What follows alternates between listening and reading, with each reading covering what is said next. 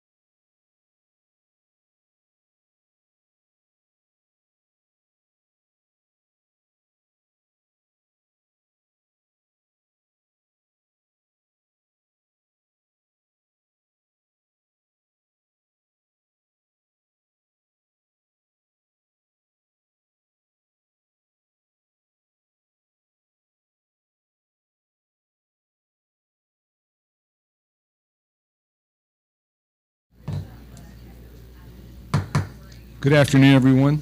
As we reconvene this Board of Education meeting, I want to remind everyone that we still have a quorum. A closed session meeting was held today pursuant to General Provisions Article 3-305B of the Annotated Code of Maryland to approve previous closed session minutes, to discuss personnel matters, and discuss matters related to negotiations, and discuss school safety. Okay, so before we begin, my sheets here. I apologize. I've got to get my story straight here. So before we invite our pastor up for our invocation today, I would like to ask everyone if we can take a moment of silence to honor one of our own, Snow Hill Middle School's beloved secretary, Jennifer Ames, who passed away this last week. Let us bow our heads in remembrance.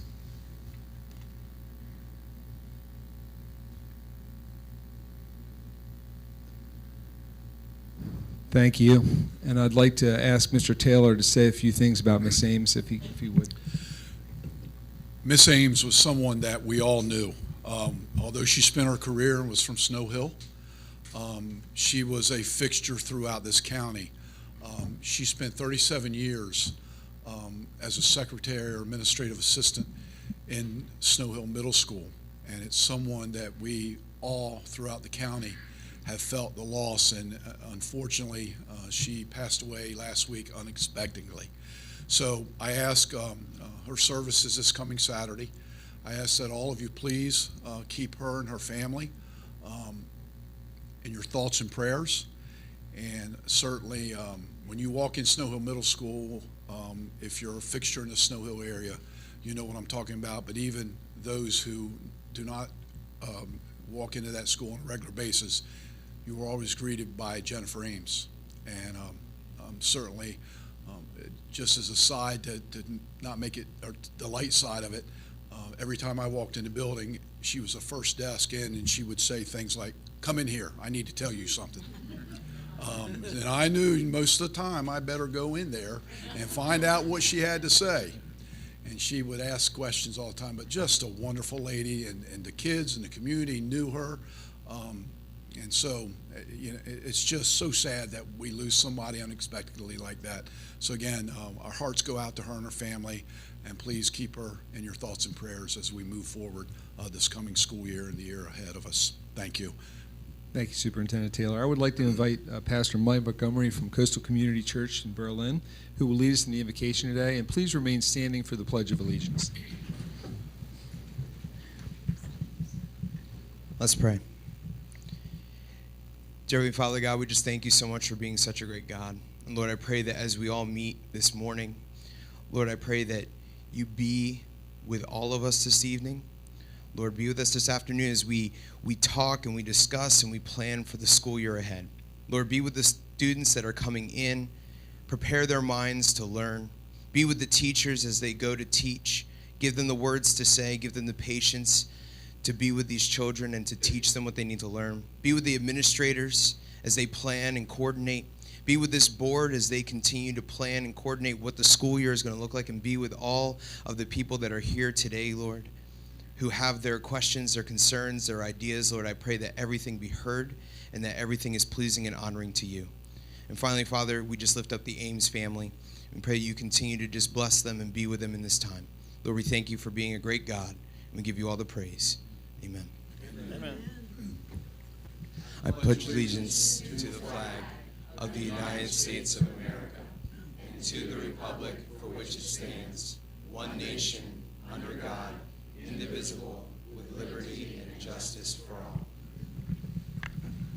I would like to share before, as Mike is sitting down, Mike is a brand new pastor to our community in the Berlin area, and little did we know, but his wife was a teacher in the Pennsylvania area, and Mr. Cowder interviewed her and snatched her up, and his wife, he came in as a pastor. We'll be joining our family here in Worcester County, and we'll be at Shall Elementary School. So welcome, Mike, and thank you. Pastor Montgomery. Thank you, Pastor Montgomery. Can I have a motion to approve the open session board minutes from July 11th, 2023? A motion and a second. So moved. Motion by Ms. McComas. Second. Second by Mr. Smack. All in favor? Aye. Thank you very much. Mr. President, as a notation, since I wasn't here, I need to abstain. Okay, let's make the record, show the record that Dr. Andes is abstaining from that vote. Thank you. And now I'll turn it over to the superintendent for the superintendent's report. Thank you, Mr. Fronte, and again, welcome everyone. And I can't believe summer is closing fast. And I see a lot of teachers out there shaking their head, and I agree with you. But my report today is really centered around our preparations to the kickoff of the 2023-24 school year. If you can believe it, the next time this Board of Education meets, we will have been in school for 2 weeks. Just moving, yeah, exactly. But let's not jump ahead too quickly. Our 2023 summer academics were once again widely successful, with students engaged in a wide array of activities geared towards closing learning gaps as well as enriching students with STEM and arts programs. I want to give a special shout out to our Stat Camp, which has been an incredible opportunity for our middle and high school students to have truly hands-on, and I mean truly hands-on if you were able to see it, learning experiences. I want to thank our county for being a great partner in funding this worthwhile program for our older students. This week, just yesterday, we welcomed new educators and staff into our Worcester County Public Schools family as we hold, or as we're holding, our annual orientation for this year's hiring class. Just yesterday morning, as I said, our current reigning Teacher of the Year, Dr. Jamie Ridgely, and I were very excited to speak to our new teachers, to welcome them and inspire them as they join our Worcester County Public Schools family. And in just a short time, less than 2 weeks now, all of our faculty and staff will be returning to get our classrooms and schools ready for the return of our students in early September. And as you know, we start with our students the day after Labor Day. I hope I can speak on behalf of the board up here that we are looking forward to getting out to our schools for our first day tour to greet our students, their families, and our staff. We have done this for the last 8 years and just had a lot of positive things happen during that day. Now, it's a stressful day and it's a long day because we hit all 14 schools in one day.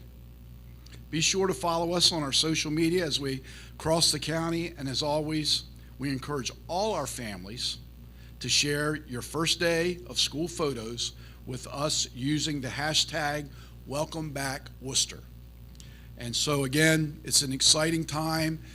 We're looking forward to get our students back in, and I know we're going to have a great school year in front of us. So with that, I'll turn it back over to you, Mr. Fronte. Thank you, Mr. Taylor. I'd now like to welcome our 2023-2024 student representatives who are joining us today to provide their monthly updates from their schools. And I believe this month we're starting from Treston from Pocomoke Middle School. Pocomoke High School, sorry. Thank you, You've passed Mr. middle Ferrante. school.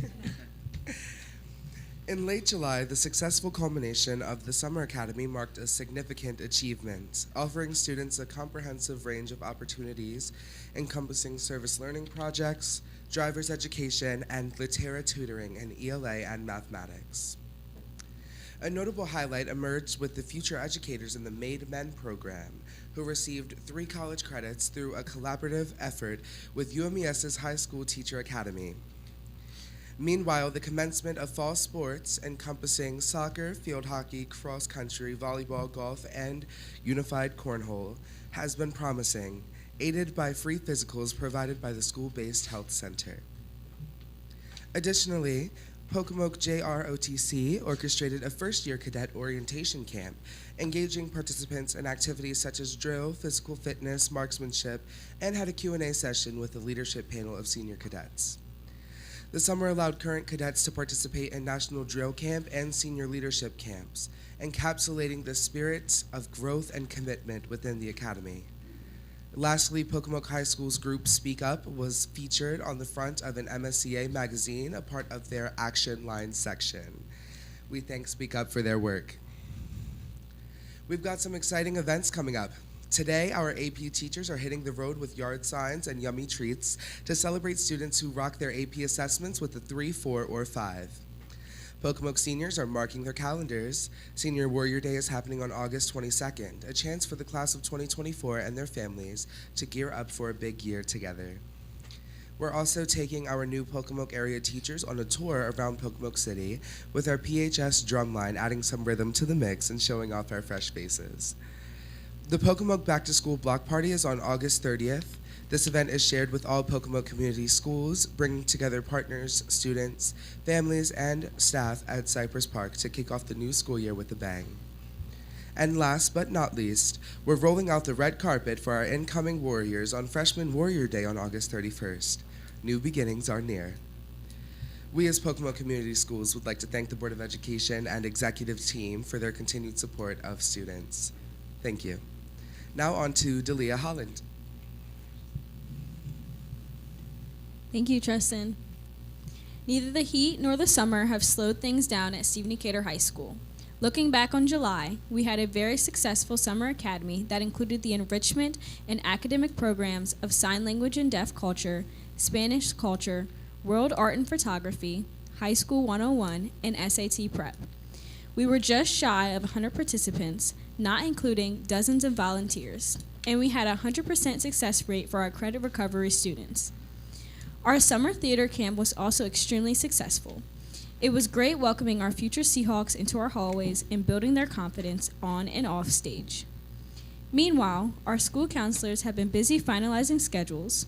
Teachers have been in and out of the building for professional development, PBIS, PLC, and student improvement planning. And we've had all hands on deck preparing our building for the start of school. That includes our new state-of-the-art weight room and a newly air-conditioned gymnasium. Looking forward, we have nearly 400 athletes working hard each day preparing for the fall sports season, and we have our talented musicians coming in for preseason band camp. We are excited to welcome our new staff members to the building, SAT test takers on August 26th, and over 350 freshmen, along with their parents, family members, National Honor Society, and NJROTC volunteers, during our annual Freshman Seahawk Day, prior to the official start of school. On a final note, we want to give a special shout out to our custodians who have all worked tremendously hard all summer cleaning and preparing our school for September 5th. We can't wait to see our students back in the classrooms and walking our hallways. Now I will be reading the Worcester Technical High School board notes. Summer seems to have flown by. Hard to believe that new teachers are in training already and that veteran teachers will be back in 2 weeks. We'd like to once again thank our custodial staff for getting our building looking beautiful and ready for the arrival of 554 students for the fall semester. Our summer stat camp was a huge success. In the 3 years of holding it, our numbers have climbed from 60 to over 100 students participating. We are excited to welcome the staff of the new Nest Early Learning Center to our building. The program will service 2- and 3-year-olds and will allow some of our early childhood class students to do an apprenticeship. It is very exciting to get this up and running. Once again, we'd like to thank the Board of Education system for all the support that they give our school and school system. Worcester County is clearly one of the best systems in the state. Now I'll be passing it on to Catalina from Snow Hill High School. Thank you, Delia. As Snow Hill High School gears up for the upcoming school year, we warmly welcome our newly hired teachers and educational assistants. With our new and dynamic leadership team, we are confident that this year will be nothing short of exhilarating. Fall athletes kicked off on August 9th with an impressive turnout of students participating in various of sports. The band camp is currently underway, and we are thrilled to see such a high level of student involvement. The ROTC program was very active over the summer, with our senior cadets attending leadership, aviation, and national drill camps. We proudly welcomed 20 new cadets during the orientation week of our first-year cadets. Recently, our ROTC program also made an appearance at the Blessing of the Combines event. Our students marched in the parade and contributed to the community by running games and booths. Additionally, as part of our summer academy, SHHS hosted an outdoor academy that was run by 2 of our teachers, Miss Ashley Strebig and a biology and environmental science teacher, and Mr. Jake Nathan, our communication arts and English teacher. We had 14 freshmen and sophomore students participate in the program, with each week focusing on a different topic of the environment and traveling to different locations on the Eastern Shore. After learning about all the different ecosystems traveled to, students then completed portfolios about their experiences and shared them with their peers. Moreover, the counseling office is gearing up for an upcoming school year by meeting with parents and students to finalize schedules. Our seniors and their families are taking advantage of summer meetings wherein which they can get a jump start on their senior year by accessing their schedules, learning about college application and financial aid process, getting more information about military and work-ready opportunities after high school, and more. On August 31st, we will host our annual freshman orientation. Rising ninth graders and their families will have the opportunity to meet the staff, obtain their schedule, tour the building, and get an overview of Snow Hill High School. Freshman-focused mentors will be on site to assist their mentees. We are excited to welcome our incoming freshmen along with all students new to our school. Overall, we are excited and confident that the upcoming school year will be one of the best. Thank you, and now back to Mr. Ferrante. Catalina, Delanne, and Tristan, thank you all for being here on your summer vacation. We know that school's right around the corner, but we appreciate those very informative reports. So thank you so much. Now it's time for to recognize some audience members who are joining us from the following organizations today. Do we have anyone here, and I already see her, from the WCTA? Good afternoon, Beth. How are you today? WCESPA? Worcester County Retired School Personnel.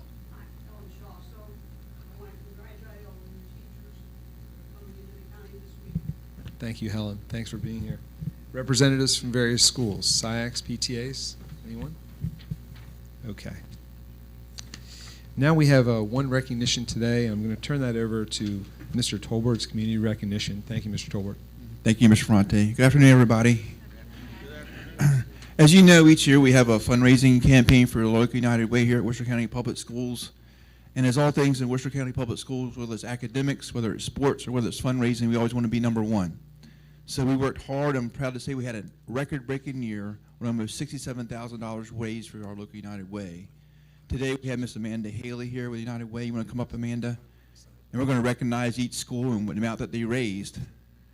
Did you want to say anything first, Amanda? Hello. Good afternoon, everybody. Thank you for having me here. Thank you for having me here, Board. I appreciate it very much. Pam and I talked last week, and just want to say thank you for everything that you guys do, not just for the United Way campaign, but in your community.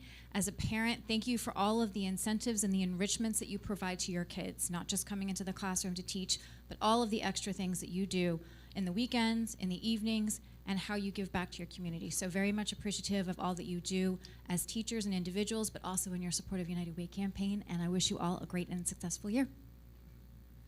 Thank you. Thanks, Amanda.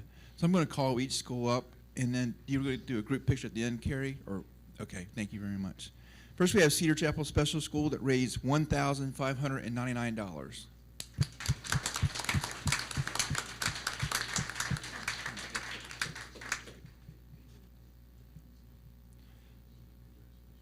Next up, we have Snow Hill Middle School with $2,459.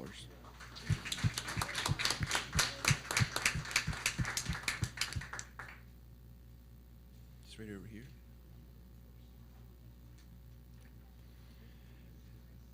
Next up, we have Steve McCater Middle School of $2,660.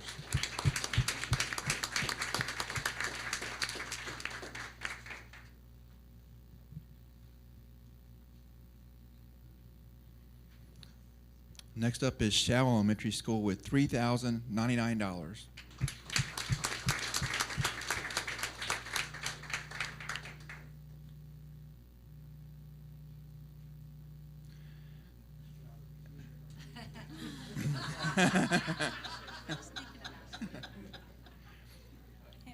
Pocomoke High School with $3,103.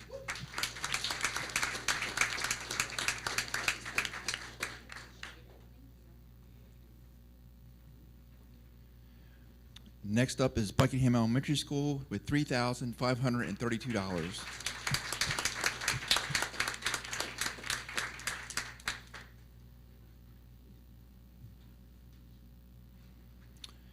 Next up, Worcester Technical High School with $3,904.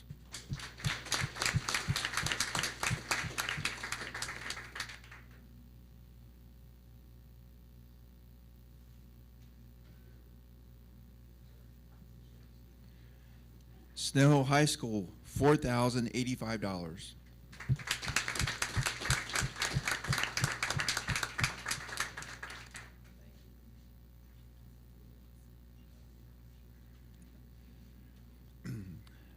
Pocomoke Elementary School with $4,090.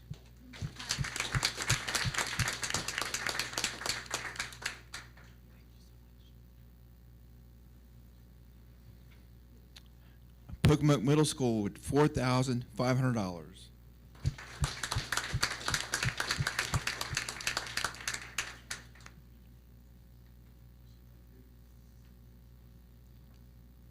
Ocean City Elementary School, $4,648.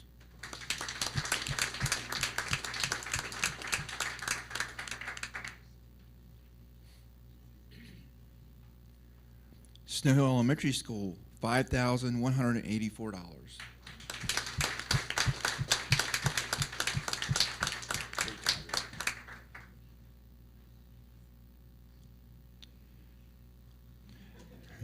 Berlin Intermediate School, $5,324.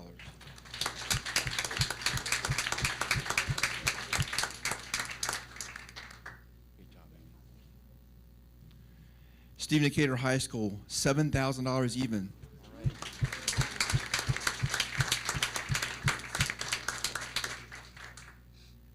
Good job, Tom. And our central office employees, $11,729. Thank everyone very much for all your help and all your participation. Ready for a group picture? We'll do 2 lines, shortest in the front.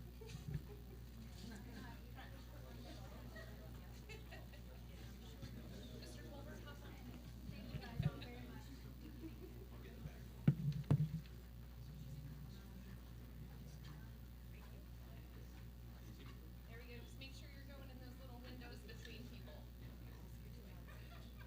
On 3. 1, 2, 3. One more. 1, 2, 3.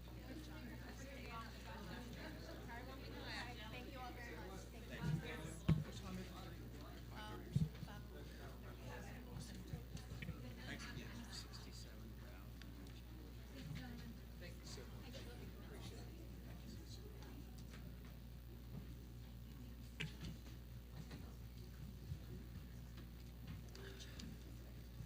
Thank you, Mr. Tolbert.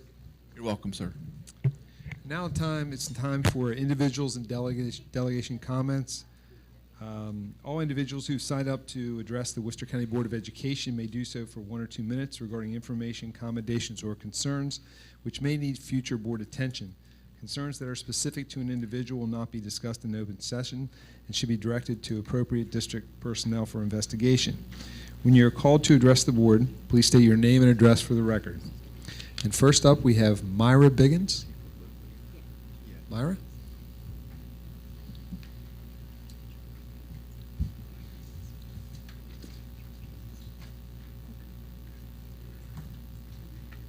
Good afternoon. My name is Myra Biggins. I live at 500 Maple Street, apartment 15. Pull your mic closer to you. Yeah. There you go. Just so we can hear you. Thank you. My name is Myra Biggins. I live at 500 Maple Street, apartment 15, Snow Hill, Maryland. Good afternoon. My name is Myra, again. I live in Snow Hill, again. As a parent with children who have attended Snow Hill Elementary School, Demo Biggins, and a current student who attends Demani College, I am proud of the education my children are receiving. I'm excited to work with the new administration and staff at Snow Hill Elementary School. Congratulations, Mrs. Matlock. I am confident my daughter will have a successful year. Last year, Snow Hill Elementary School was recognized at the Maryland State Department of Education because of the academic achievement of the kindergarten students. I applaud the Worcester County Public School District leadership team for accepting the pre-K expansion grant for another pre-K 3 classroom at the Snow Hill Elementary School this year because the youngest kids in Snow Hill need to be in school.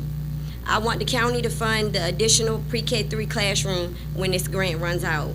I am most concerned with the district's plan to recruit and retain diverse teaching staff. It is possible the student can go through Worcester County Public Schools and never have a teacher of color. It is important for my daughter to see a teacher that looks like her, who represents her culture, and gives her insight for her professional career in the future. Thank you. Thank you. Next up, we have Amanda Bunting. Hi. Hello, Hello. I'm Amanda Bunting. I live on Exeter Road in West Ocean City, Maryland. I'm also a firefighter paramedic for the town of Ocean City for the last 20 years. I have two boys. My youngest, Buxton, is just starting Ocean City Elementary School this year as a kindergartner, and my oldest is entering second grade. He also started when he was in kindergarten. Today, I want to talk about my experience so far. My oldest has an IEP for reading and writing at Ocean City. I was very worried when he wasn't learning how to read despite all the hours that we were putting in together. That's when we decided to have him evaluated for the second time since he didn't qualify when he was 4 2 years prior. It was because of his experienced teacher that she knew something was off that we knew we had to have him evaluated again, and that he would benefit from the extra help. The team that we met with was 6 to 8 people, which is a lot of people for just one student. I didn't realize that much work went in to every IAP for every student. This has completely changed school for us. He's gone from being the child that came home every night exhausted and crying when we tried to read his books to the person that has so much confidence. He's been a star student twice this spring, and he's actually also been a student of the month. So that is just a complete change for him. He's excited to perform in the school play now this year. He's made lasting friendships, so this has been a complete 180 and a big turnaround. I credit his IEP team, especially Ms. Levin and Ms. Colgrove, for their experience, their dedication to his learning, and the nurturing environment that they provided for him.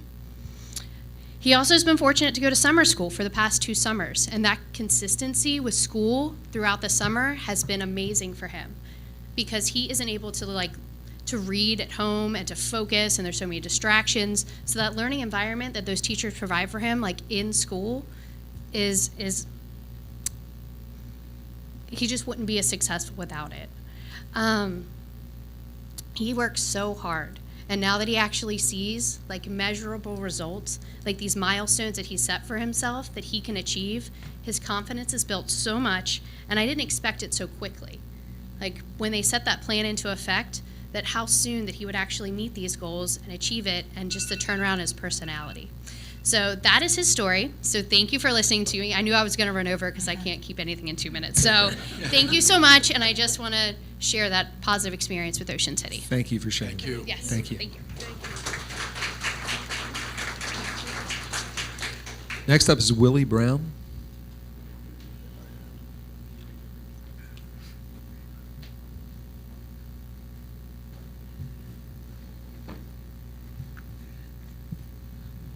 Good afternoon.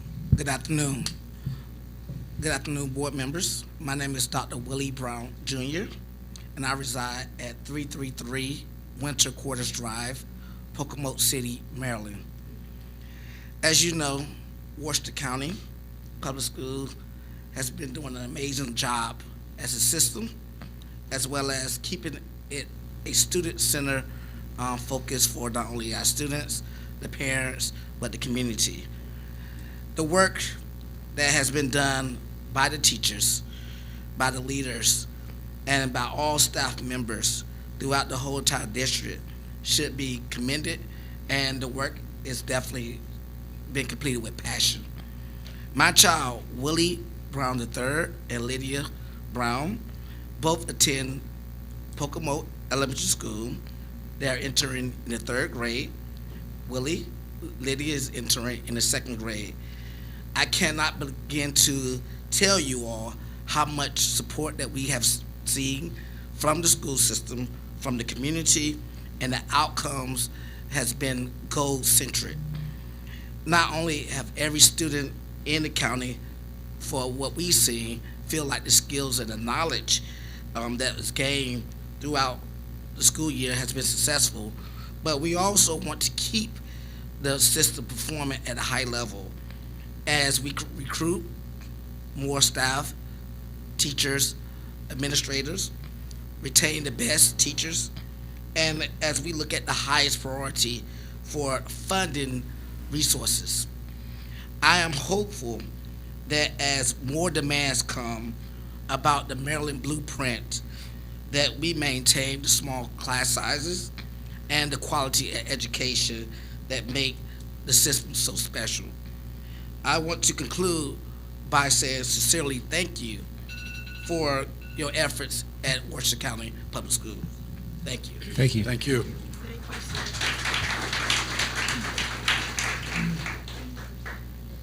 Next up, Laura Sharrow.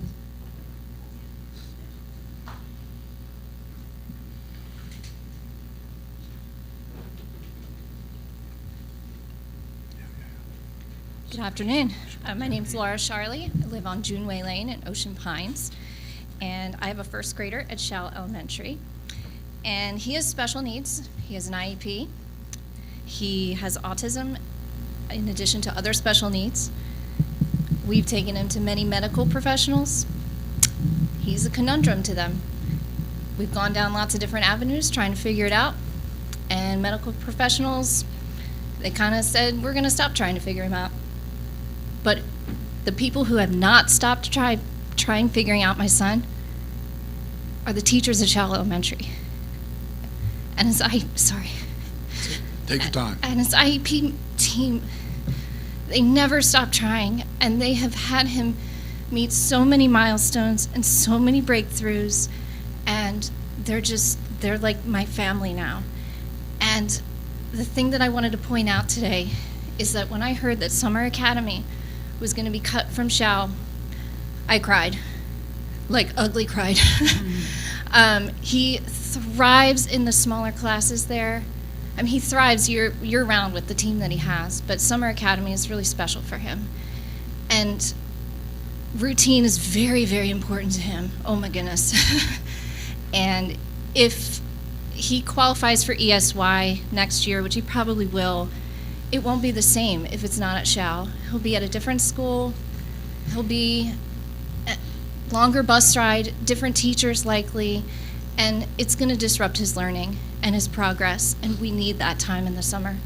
And I know I'm not the only family that's going to say this, so let me speak for all those families that want Summer Academy at Shell to continue, and the other schools that it's going to be cut from. It's so important. Thank you. Thank you so much. Next up is Megan Seiler.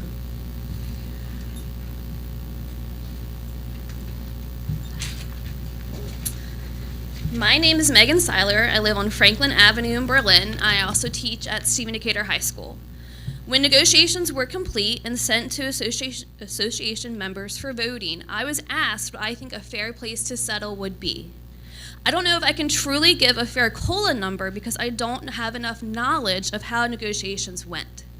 I think the original 4% was too low, and honestly, settling for that was hard. I had voted no for that ratification as well.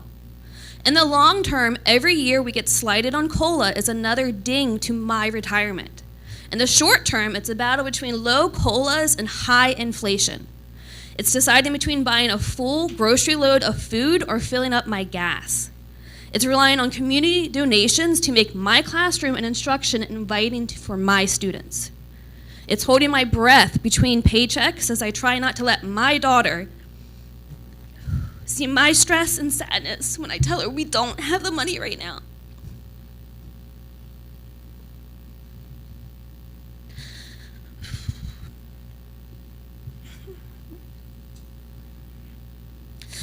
The bonus, though nice, is truly just a bonus. It will not help my lifelong earnings, nor will it help negotiations in the spring. My next year's negotiations are based off my salary, not my salary plus a bonus. Even the mandate of $60,000 for first-year teachers isn't much. I always choke up when I think of my daughter. Take a deep breath. You're okay.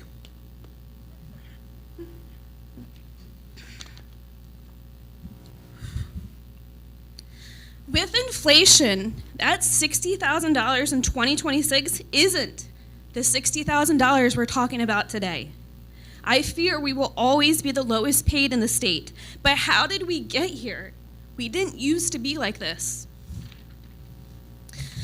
The financial situation of this county needs to be addressed locally and higher. I know everyone says the funding formula can't be changed. Since May, I personally have written to or spoken to Senator Mary Beth Carrozza, multiple county commissioners, and members of the board present here today.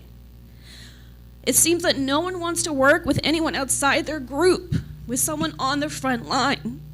Is that how it should be? I'm gonna have to skip, but I'm just tired of the secretness of education and funding. We are not allowed information until decisions are made. I feel like a pawn with no knowledge of how we got where we are and where we're going. Thank you. Thank you. Mary Hathaway?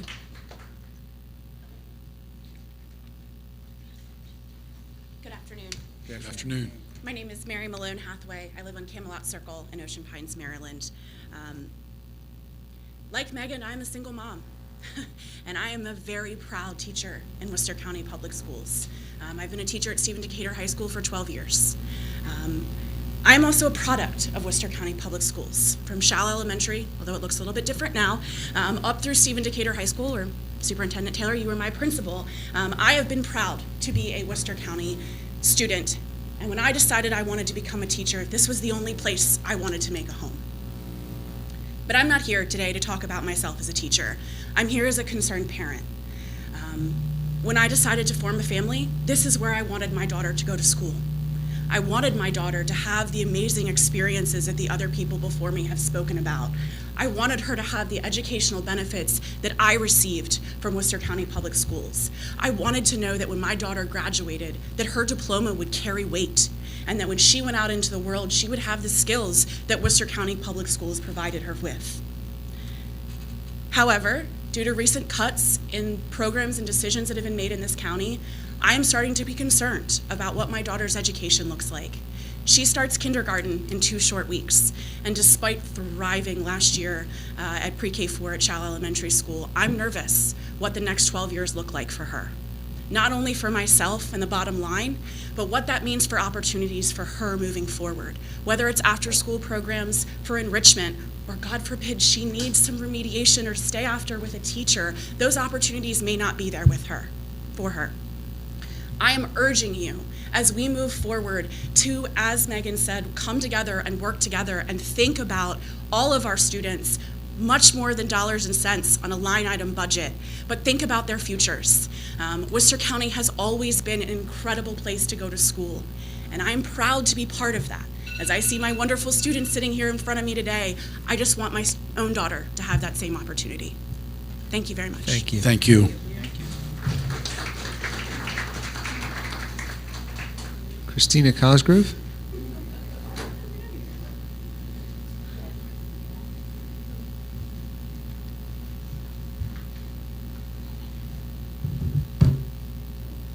Hi, Christina Cosgrove. I live at 378 Schooner Lane in Berlin. I came here today to ask the question, what is a teacher worth? Everyone seems to have an opinion. As a teacher, but more importantly, as a parent to 5 Worcester County Public School students, I am most interested in what is a Worcester County teacher worth. So I decided to go right to the source. I've collected 14 voices, one from every school in this county, to illustrate the way our teachers go above and beyond every day for our children. I will not have time to share them all, but I wanted to share a few. Worcester County has a teacher who dresses up as an old granny, complete with nightgown, rocking chair, and slippers, teaching characterization while creating a community that encourages confidence and risk-taking.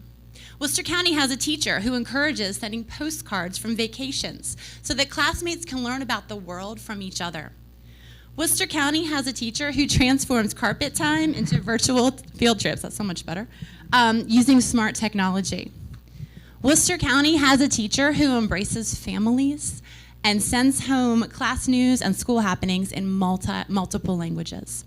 Worcester County has a teacher who had a 100% pass rate on the AP Language and Literature test. Worcester County has teachers who took a group of students to the Skills USA national competition, where Worcester County students took the top 10 in the nation, scored within the top 10 in the nation. I could go on, but I'm being timed. So I ask you to ask yourself, what is a Worcester County teacher worth?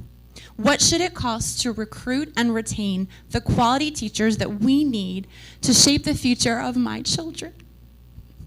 This year, I will have a child at Buckingham Elementary School, 2 at BIS, 1 at Stephen Decatur Middle School, and 1 at Stephen Decatur High School. Each of them deserve the best, and I hope that in the future, my Board of Ed, their Board of Ed, will make financial decisions that show just how much a Worcester County teacher is worth to teachers, students, and our community. Thank you. Thank you.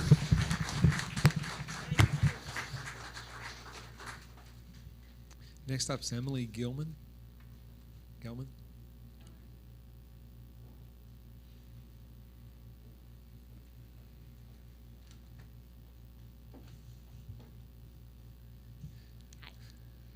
My name is Emily Gelman. I live on Charleston Road. I have 3 wonderful kids, all attending Shell Elementary. From volunteering, I get to watch the extra efforts that aren't always easy, but go a long way in the life of the school. I have watched Miss Dale, our custodian, help a student open a milk carton, only to clean it with a smile when it's promptly spilled. I have seen Mrs. Phillips and Mrs. Sarah Cola in the front office, as excited as children for their positive achievements. I have heard EAs like Miss Payne offer to help when they have a precious 10 minutes to spare. I have seen Dr. Andes from this board bring his dog in for a student who really needed a positive interaction. I have seen countless parents deliver snacks, volunteer, and attend assemblies. I see dedicated teachers adjusting lesson plans to meet the needs of all their students. In the name of fundraising, I watched Mr. Cowder willingly get cold water dumped on his head for an hour at Fall Festival. Shell has created a community so caring, I find extra duties to watch more. What I ultimately get to witness is alignment. I understand there are frustrated parents and educators. I have been a frustrated parent and probably will be again. And budgets will never go far enough. But everybody I mentioned, the custodians, support staff, bus drivers, parents, members of the board, we all have the same goal. We care deeply about the students, the staff, and the future of this community. There will always be challenges and different perspectives on how to navigate those challenges. But I truly believe we are aligned. I truly believe we have what it takes. And this needs to remain our focus. The students will not benefit otherwise. If we work together and listen to each other, all Worcester County students will thrive, and I can't wait to watch them. Thank you.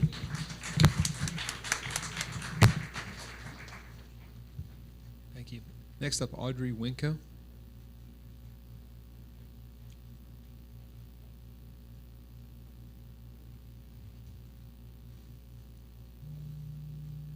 My name is Audrey Windsor. I reside at 8826 Old Ocean City Road in Berlin. My name is Audrey Windsor, and I currently have 2 children in 2nd and 4th grade at Buckingham Elementary School. Additionally, I currently serve as the president of our PTA and work very closely with our Title I committee at school. Along with my older brother and father, who have all attended and graduated from Worcester County Public Schools, I am extremely proud of the fact that we have been members of this fantastic school system.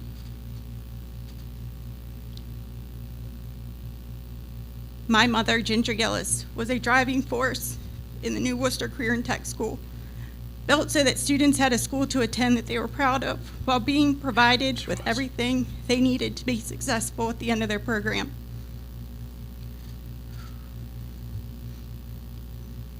She was also a driving force in getting lacrosse started at Stephen Decatur High School many years ago.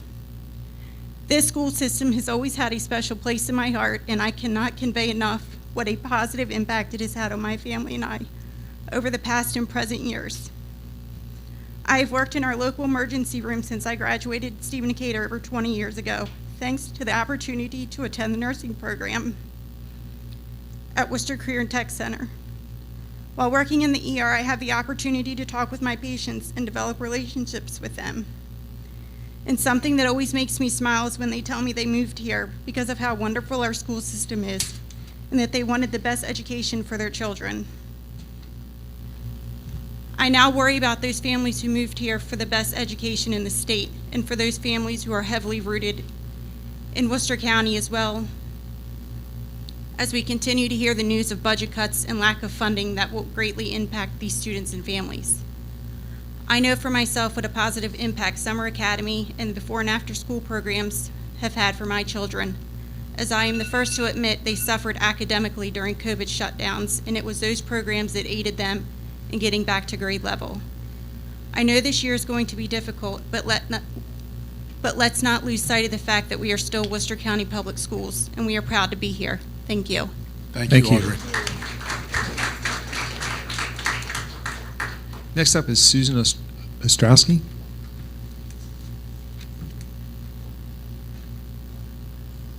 Good afternoon. Good afternoon. Susan Ostrowski, Berlin. I'm very concerned with the pornographic material that is lurking inside our public school libraries. The 3 books I asked for a review, I read 2 cover to cover. They are not self-help books. They are books on rape, incest, oral, anal, and vaginal sex. These are how-to books and are very disturbing. They're trying to make the abnormal normal. All Boys Aren't Blue is written, in my opinion, by a mentally disturbed man who was raped by a cousin, loved it, and is trying to make it normal in everyday occurrence. This how-to book was cathartic for him to write. In The Kite Runner, which is actually a well-written book, it's not for children to see Afghanis rape street children on a daily occurrence. That's not normal. And on A Court of Thorns and Roses, I couldn't get through. It descriptively depicts a child being sexually assaulted by wood nymph fairies, stripped of clothing, bathed naked, then having her naked body painted by nymphs. Children are the future of this country. We must keep them in the common sense, normal world, not the abnormal sexual occurrences. I asked the Worcester County Public Schools to conduct 3 book reviews on the 3 books I read. I promptly received a response from Ms. Sills, coordinator of the instruction. In her email, I was informed, I've got no stake in the game since I've got no school-age kids. I cannot vote until I own property, is the way I understand it.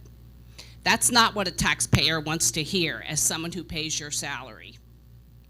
Commissioner Karen Abbott addressed this matter last year. She had a different outcome than mine. So you need my tax money for who knows what, but I'm told to pipe down and take a seat. Listen to yourselves. Is this really your policy? This reply is unacceptable, and that's all I've got for today. Thank you. Thank you. Kate McCloskey.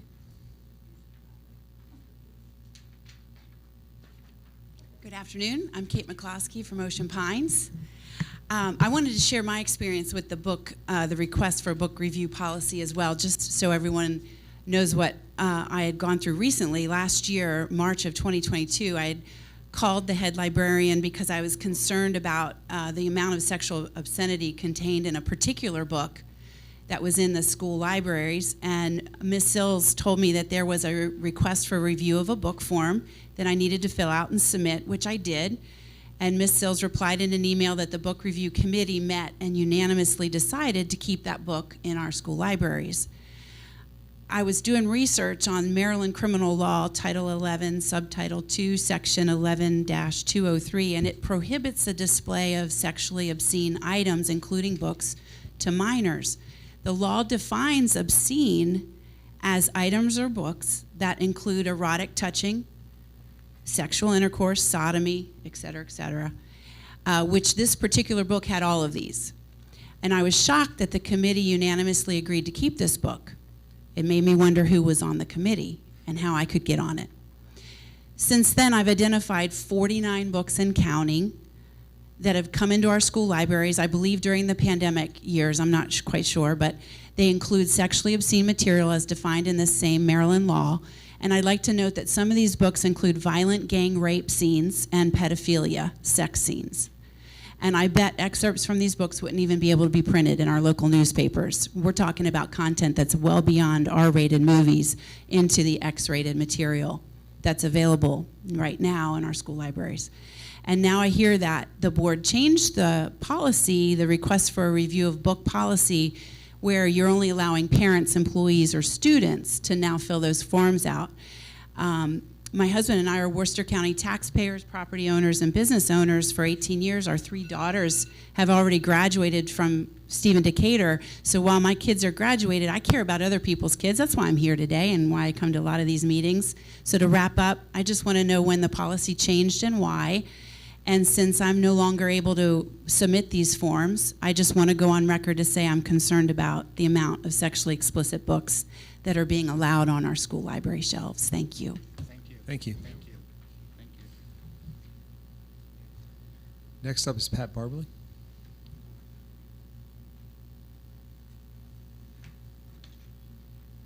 Hi, Pat Barbley, Newark, Maryland. I too have been reviewing some of the books in Worcester County and struggle to get through them. I've been married for 47 years and I'm being introduced to things that I just didn't even know about. I can't believe we're introducing these things and giving ideas to our children. If my husband or someone else were to read some of the content to a child, I think they'd probably be arrested. But if it's done as an educational thing, it seems to be okay as education. I agree with the comments made by Ms. Mikowski and Mrs. Strowski. I'm a concerned taxpayer. I don't have a child in school right now, but I feel that I should have the opportunity to comment and ask for a review of these books. I feel like, I hope that the board members that are sitting up here are reading these books that we're talking about. If you haven't, you should. Thank you. Thank you. Thank you. Next up is Treston Melvin.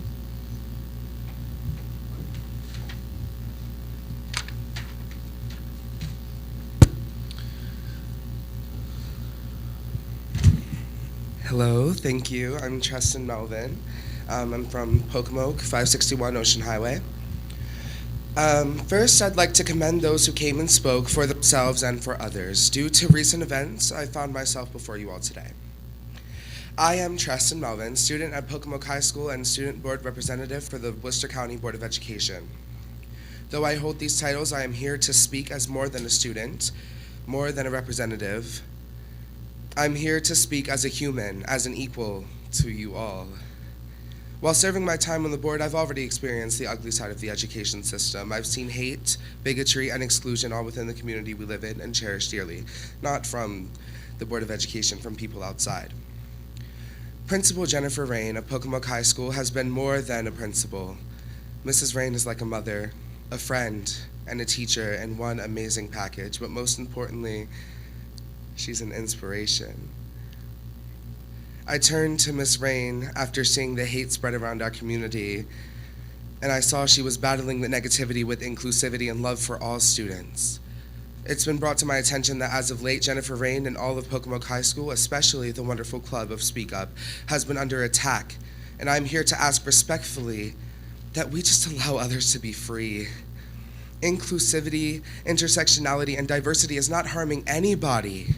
And the one spreading those values is the one administrator that deserves and has been awarded for her work.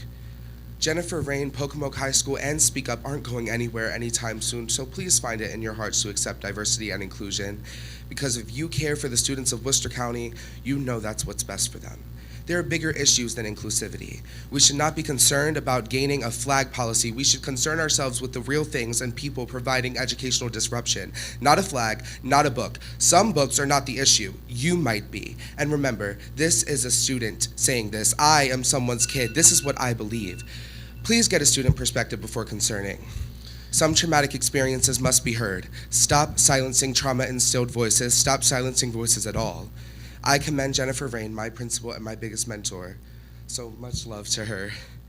Please continue to speak up for yourself and others. That's all Speak Up teaches, not the conspiracies some have created in their head. Thank you. Thank you.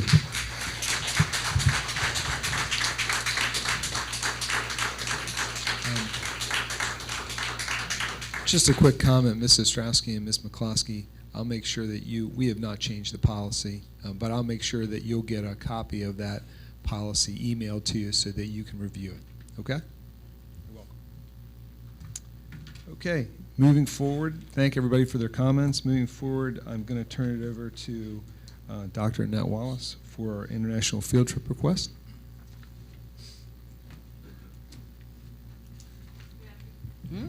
Good afternoon. I'd like to welcome Mr. Philip Cropper this morning from Worcester Technical High School, who has a presentation.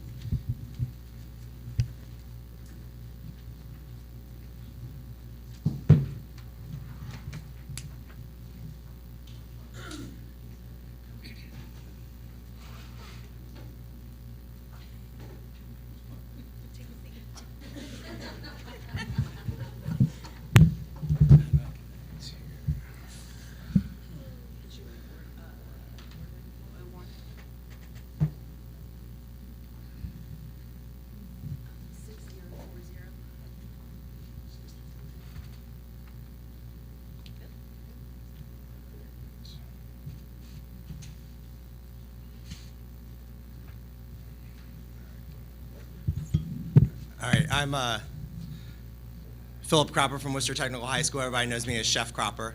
I was reached out by Chuck Wallace from MSDE last October.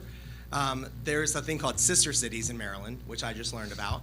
And there's 5 different sister cities. One is in Lille, France, which is in northern France near, this is just playing nonstop,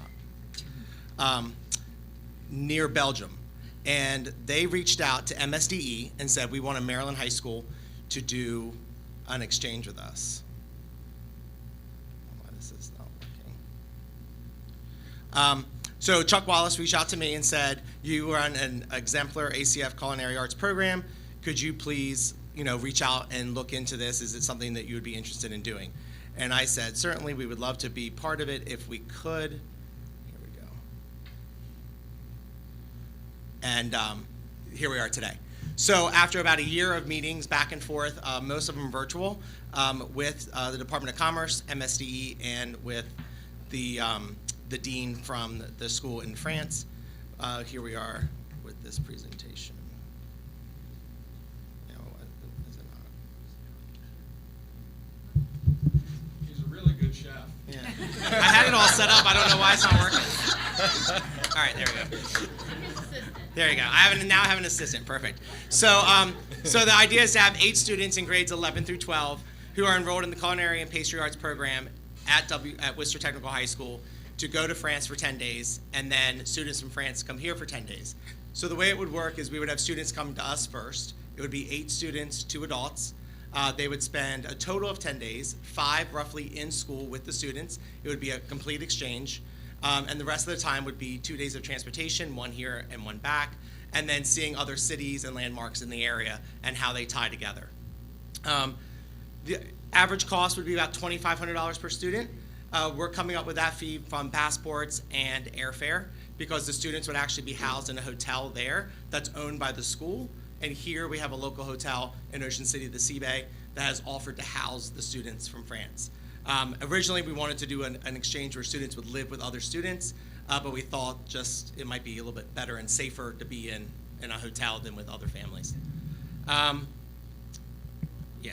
next one. All right, so Lille, it's basically in the northern France. It's about an hour train ride to Paris. So we can go right into Belgium. It's a culinary hub in France. The school that's there They're called colleges, but it's actually a high school. Has about 560 kids, if you can go to the next one, and 250 apprentices. So they're about 2 to 3 years ahead of us with the apprenticeship program, which we just kicked off last year. And the school is mainly a hospitality and culinary arts school. So I wanted, with us being the first time, I wanted them to come to us first to kind of see what we're getting into, have a week in between, so we can kind of work out any bugs that we might need to, and then we would go over to France for the 10 days. We talked about where the students would stay. They're going to explore, eat, network, learn. They're also going to learn 5 days in class and then 2 days of traveling.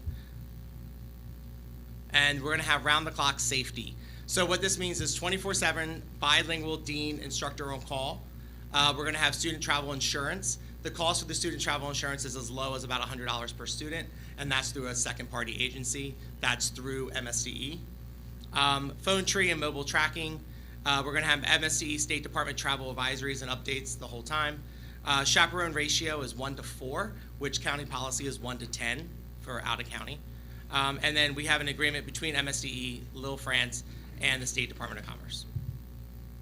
We're going to do a project. So we're going to do a written component where the kids are going to have to write an essay, PowerPoint, or Prezi, and then they're also going to have to do an oral presentation so we can include the whole student body of the program of 36 kids, but we need to limit it down to just 8 for feasibility of travel. And then just some pictures to finish, that's it.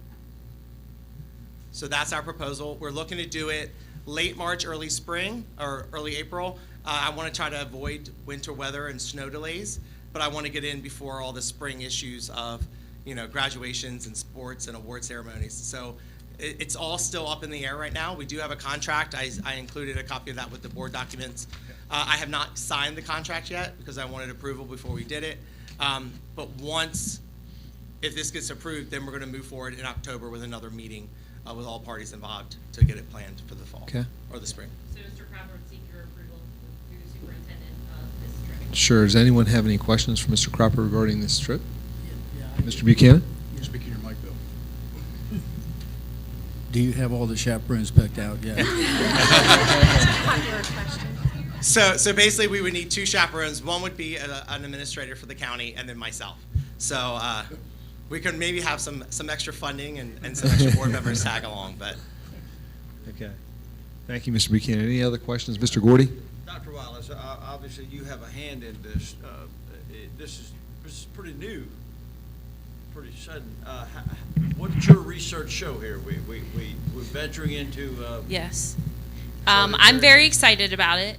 Mr. Chef Cropper met with me several months ago now, and we talked about how to best move forward. Again, I think this is another feather in our cap, feather in his cap, as if his cap could hold any more feathers, honestly. He probably has one of the most of any staff member, because MSD each reached out to us and said, hey, we want to start doing this with the trades, and we want to start with Chef Cropper and his program. For me, it was exciting, and Mr. Zimmer said he didn't want to go on. So I thought you already had your administrator, but apparently now it's up in the air. I thought he was taking me, but yeah, Dr. Phillips and I will fight about it, I guess. I don't know. But no, I think it's a great opportunity. I've been working with Mr. Cropper on the safety aspects. I think that was a major concern for me, and I feel good about it. So I feel good bringing this to Mr. Taylor to bring to you all. Okay. Any other questions for Chef Cropper? How are the students selected, the 8 students that would be selected for it? So I get new students every year. So my program is a 1-year program. You can take your junior or senior year. So that's why we've kind of put it on hold until we get the new group of students this year. Once we're going to have a parent meeting the second week of school, which I do every year to go over basic cost of culinary arts, the curriculum, what's involved with the program because of the safety aspect.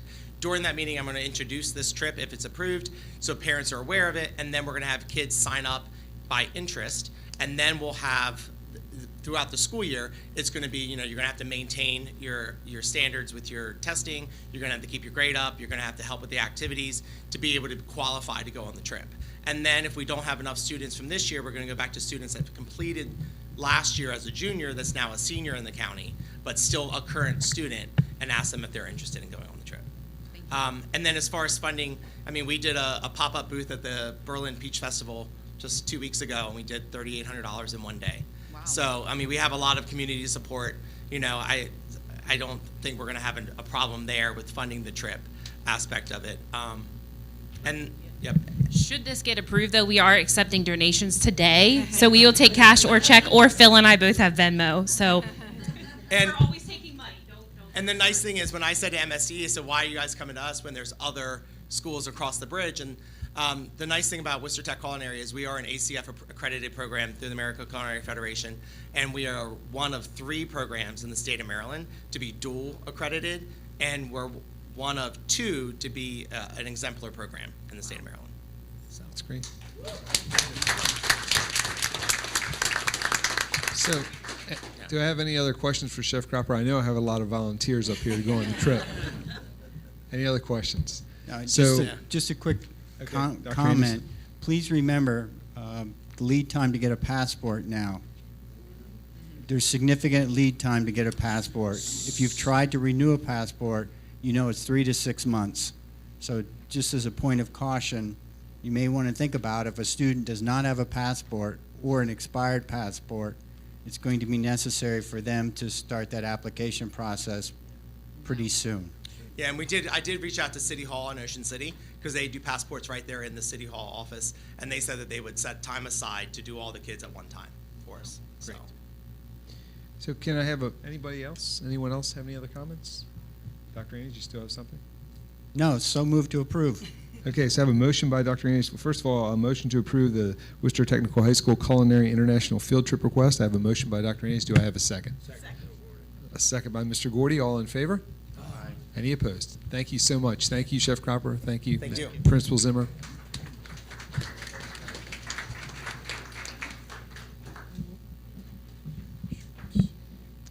So now, moving on to special education staffing plan, I'm going to turn it over to Ms. Schwartz.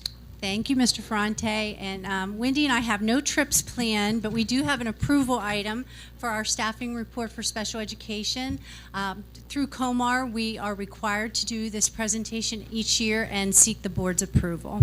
So I'll turn it over to Ms. Wendy Phillips, who is our supervisor of special education. Welcome, Ms. Phillips. Nice to see you.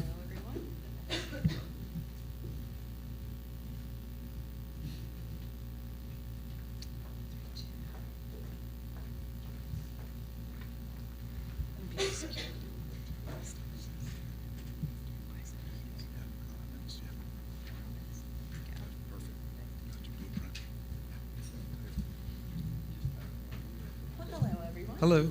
How's everybody doing?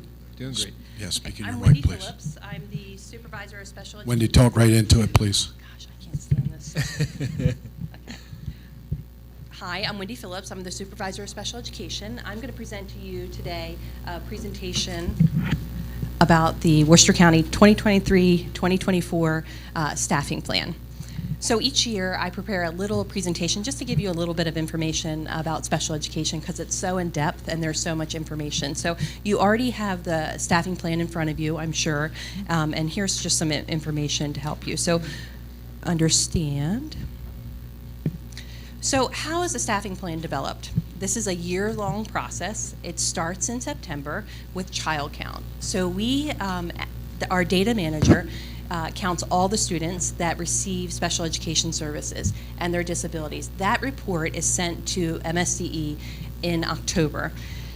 When that report is finished, I meet with finance and we go through every single employee in Worcester County and see if they are working with special education. They are included within a report that is sent in May. So we work on that report from November to March. When that is happening, during that November to March period, we are looking at caseloads, we're looking at teachers, students, new students moving in, any new request. I will meet with principals and then we meet with the exec team. So, and then in May, when the budget is proposed, a formal request for additional staffing is also made at that time. Okay, so this slide tells you some of the IDEA mandates that impact the staffing plan. So all children are entitled to appropriate assessments. That could be a cognitive assessment, an educational assessment, a speech and language assessment, behavior assessment, many different assessments. So they're entitled to appropriate assessments. They're also entitled to a FAPE, or a free and appropriate public education, to meet their unique needs. We discover their unique needs with looking at their present levels and their cognitive and their educational assessments.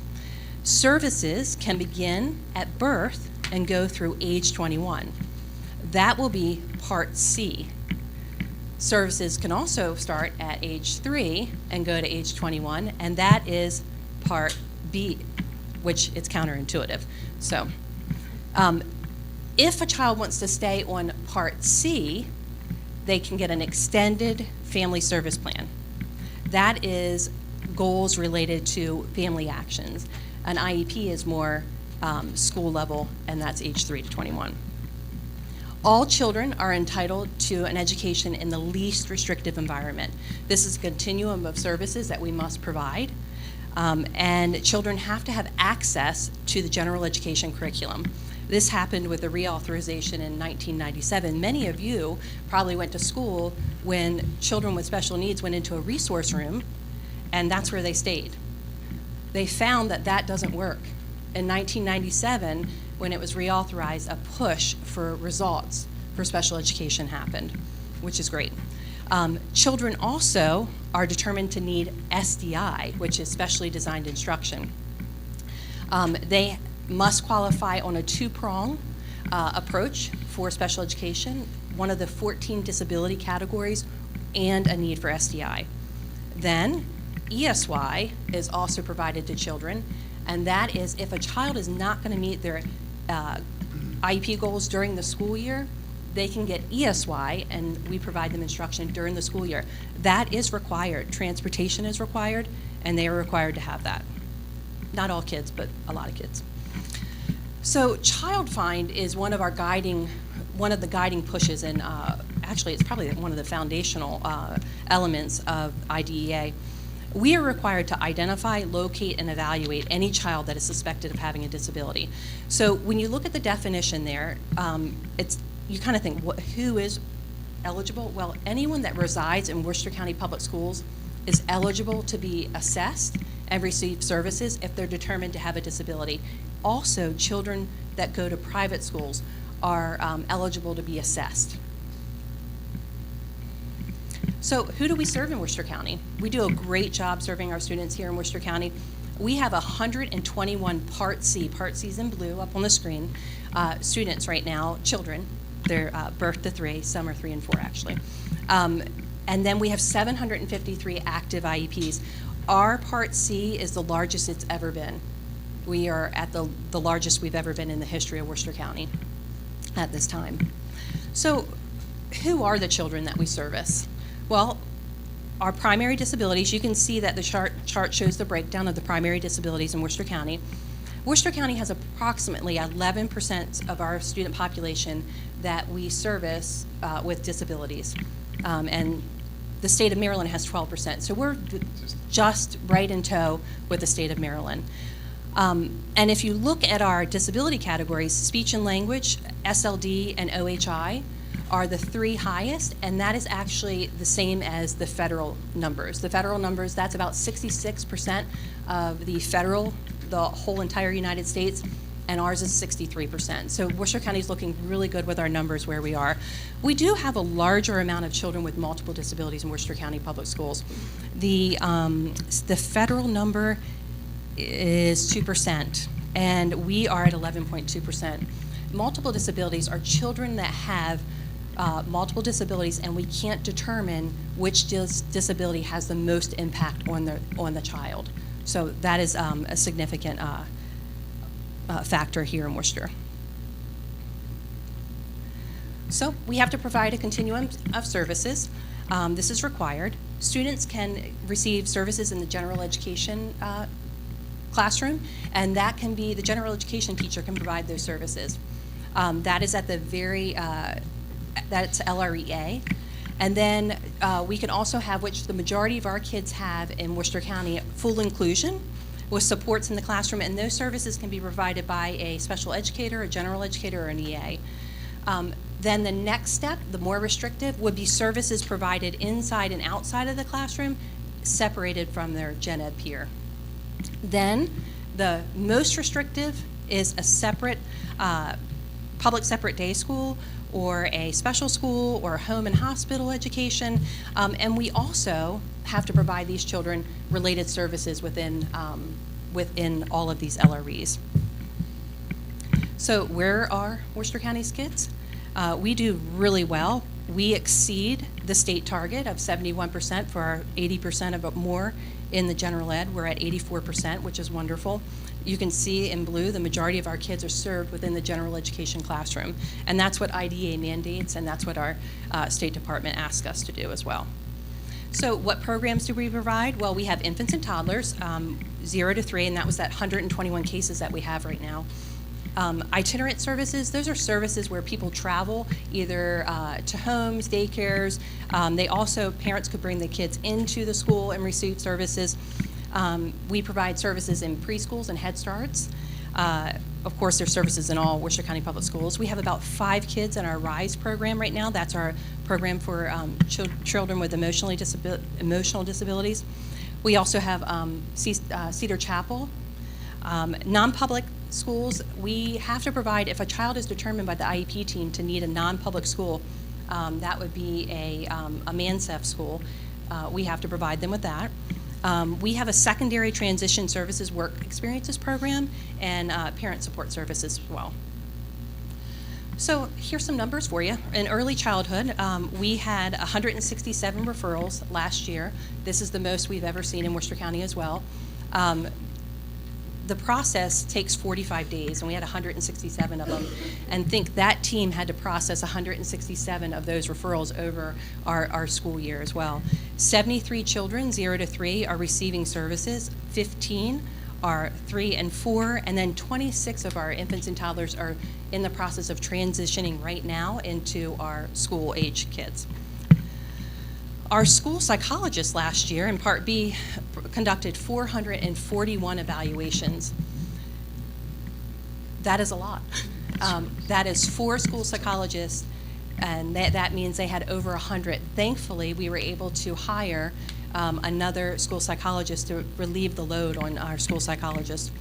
We had 256 initial eligibility meetings. That is child find and private schools. We had 64 private school referrals, 30 children transitioned from infants and toddlers. Our special educators, the amazing special educators we heard the parents talking about, they provided 10,172 hours of education services weekly last year. 118 of our students in Worcester County received ESY services. That means they were qualified by the IEP team to receive those summer ESY services.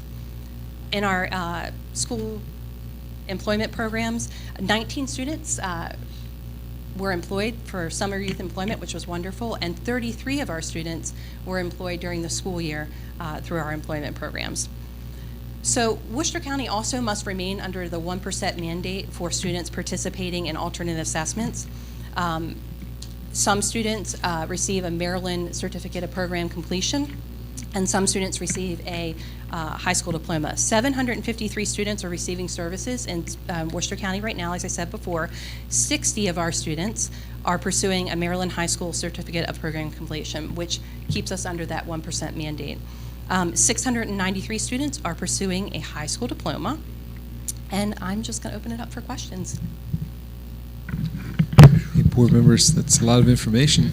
It's a lot of hard work. Is there any board members have any questions for Ms. Phillips? Mr. Buchanan? How many students do we have under outside placement right now? I want to say, I just looked up that number.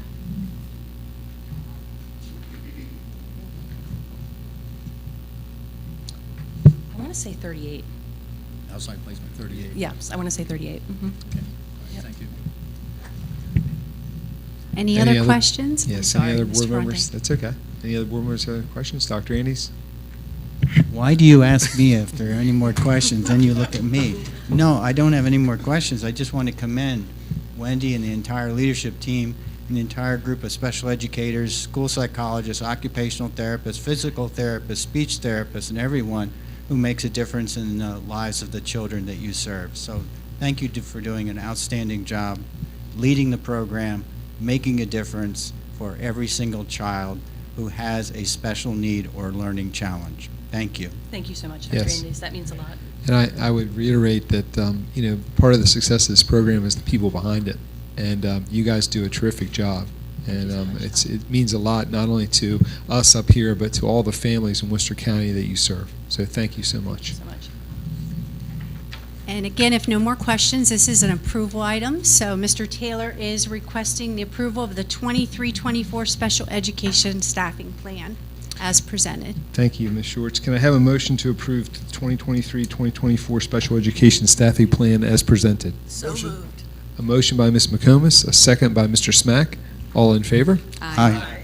Thank you very much. Thank you, Ms. Thank you. Phillips. Wendy. Now I'll turn it back over to Ms. Schwartz for an update on the blueprint. Thank you. Rather than keeping my back to you, I thought I would do my report from up here. So as you know, we've heard a little bit about the blueprint today, but we're still moving down the path of our blueprint and getting to know it. As of July 27th, we did receive approval from the AIB, which is the Accountability Implementation Board, and we were very happy to hear that. Out of 24 systems, 18 of them received approval, and that means that our 24 blueprint monies are released when you receive approval, so that's positive. There were two counties that were pulled out that they had members of the AIB that were part of that county, so they abstained but later were approved. So it ended up being 20 systems were approved total. 4 were not. 3 of the 4 that were not, Calvert, Garrett, and Charles County, had issues still with MOUs that they developed around career counselors and the CTE program. So their monies are going to be withheld until their MOUs are determined. So anything in the blueprint plan can hold up your plan from being approved if you're not right on track with the law, because we know that the blueprint now is law. Queen Anne's County had a different issue with their plan, and if you're following along, question 53 deals with by 2024, actually by the end of June 2024, we had to have a 10% increase in our salaries. Worcester County did receive that 10%. Barely with what our increase was this year.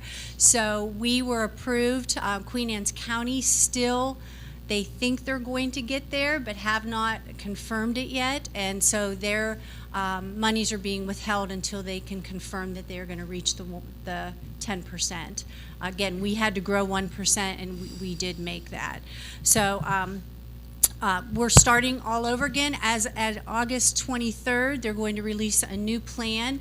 This plan will be much meatier. Our first plan just really dealt with what we're doing and some goals that we wanted to set in Worcester County. We were able to set our own goals for the most part. Starting in August 23rd, when they release the new plan, there will be milestones, data points, objectives that the AIB and MSDE are going to agree upon that we have to reach at certain points throughout this process. So the stakes will increase because, again, reaching those goals will also mean part of having our 25 money released. So we are moving down that path, and as soon as the August 23rd blueprint implementation plan is released, I'll be happy to share more of that, probably at our September meeting. But if you ever have any questions, reach out to me.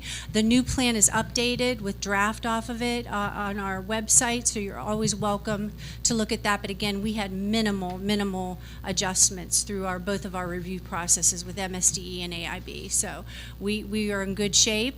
The next plan will be due in March 2024. So we'll start the cycle all over again. Okay. Any questions around the before blueprint? I turn it over any questions, Yes. I know the superintendent has to make a comment. Yes. Just a couple clarifying comments. We made that salary range this year by giving a percent. If we were not able to do that, we wouldn't have made that salary. So I want to thank the association. You'll hear more about that later today. Also, I don't know if, I think the board knows, or our community, this plan is not just something they get in an office and after about 4 or 5 hours they're done. This has been long, extensive nights, And I want to thank many people in this room. In particular, I want to thank Ms. Shorts, who is the blueprint coordinator. Most counties hired a separate person to do the blueprint coordinator job. We did not do that. Sorry, Dee, but Dee got assigned by the superintendent as a part of her job. And so Worcester County, again, found a way around without hiring someone. And I want to thank Dee for her leadership there. I also want to thank, most of them are in the room, our pillar coordinators or leads for the work they've done, because there's 5 pillars to that process. And again, extensive work. And as I look around the room, there are many in here, or some in here anyway, who served on those committees, either an overarching committee or individual lead committees. And again, just a lot of work. This isn't something what Dee's reporting out on. That is something we got in the room, let's figure it out. I can't tell you the number of hours that these people have put in beyond what they have to do to make this thing work. And I know some of our staff sitting in here are shaking their head because they were a part of it. So I want our community to know, I want our board to know, extensive work has gone into this. And we were highlighted, again, Worcester County was highlighted with for the exceptional work we did on our plan. When all 24 counties were on the line and talking about it. So, Ms. Schwartz, thank you. And all of you who served in lead positions and in committee positions, thank you for making this happen. And as your superintendent, I can't tell you how much I appreciate the many, many hours beyond that you've put in to make, again, Worcester County to be the shining star here in the state of Maryland. So thank you. Thank you. Any other board members? Any other comments? Ms. Shorts. Ms. Shorts, thanks again. You've done a terrific job for us, and we appreciate it. Thank you. And that concludes curriculum instruction. So back to you. Thank you so much. Before I get on to administrative operations and Dr. App, we're going to take a brief getting some looks from my board members. We're going to take a brief 5 to 10 minute recess, and we'll be right back. Thank you so much.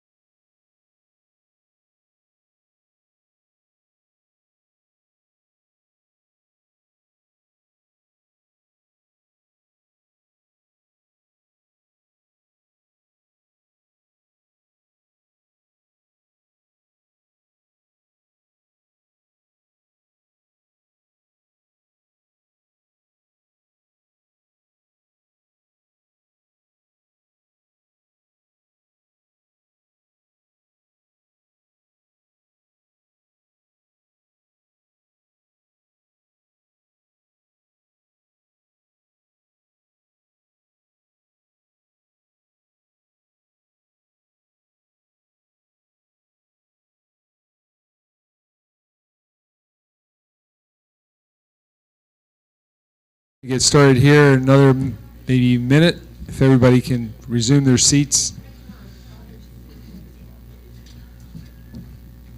Thank you. Okay, and now for administrative operations, I'm going to turn it over to Dr. App. Dr. App? Thank you, Mr. Ferrante. For the board, I have your August personnel exhibit for your consideration. This month, retirements, we have Annette Freeman, Educational Assistant, Ocean City Elementary School. Charles Willie, Head Custodian, Worcester Technical High School. Resignations, David Burnell Clark, Educational Assistant, Stephen Decatur High School. Melanie Brandt, Educational Assistant, Ocean City Elementary School. Tyrone Downing, Head Custodian, Pomoke High School. Mary Ann Fardelman, Teacher, Stephen Decatur High School. Kelly Flora, Teacher, Pocomoke Middle School. Layla Fowler, Teacher, Buckingham Elementary School. Olivia McGee, Educational Assistant 101, Shall Elementary School. Mary Moniotis,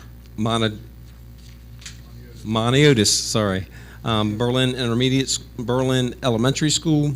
Christine Oberheitman, Educational Assistant, Cedar Chapel Special School. Margaret Rogers, Teachers, Snow Hill Elementary School. Sean Siebert, Educational Assistant, Berlin Intermediate School. And Samuel Thompson, Custodian 2, Buckingham Elementary School. New hires, Kathleen Baraki, Educational Assistant, Snow Hill High School. Delon Bowen, Custodian 2, Snow Hill Middle School. Sean Browning, Teacher, Snow Hill Middle School. Kelsey Carter, Educational Assistant, Ocean City Elementary School. Ashley Cheney, Teacher, Buckingham Elementary School. Michelle Leo, Early Childhood Educational Assistant, Snow Hill Elementary School. Jesse Lupawork, Educational Assistant 101, Berlin Intermediate School. Sherry McCormick, Teacher, Pocomoke Middle School.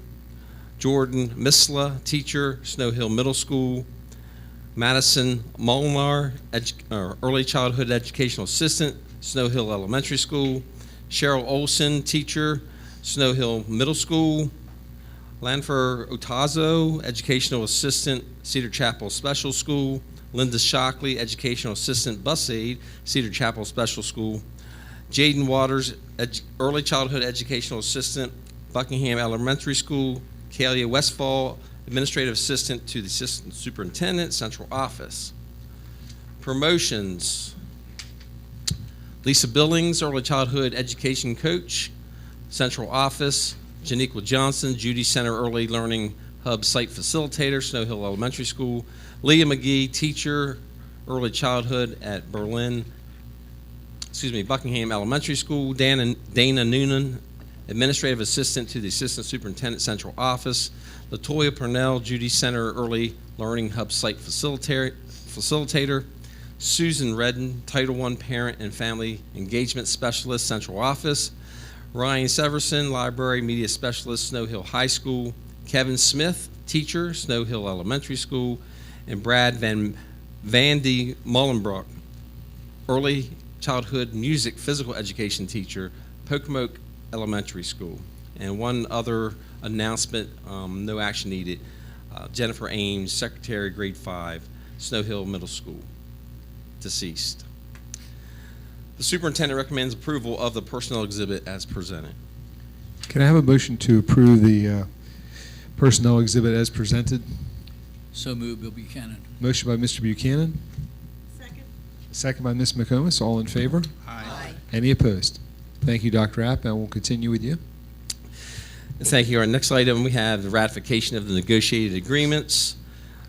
As a result of the renegotiations that took place between June and last week of August, the Worcester County Teachers Association and the Worcester County Educational Support Personnel Association have ratified revised agreements which will provide the following. For the Worcester County Teachers Association, salary adjustments, a step increase in longevity for eligible employees, a 1.14% cost of living adjustment.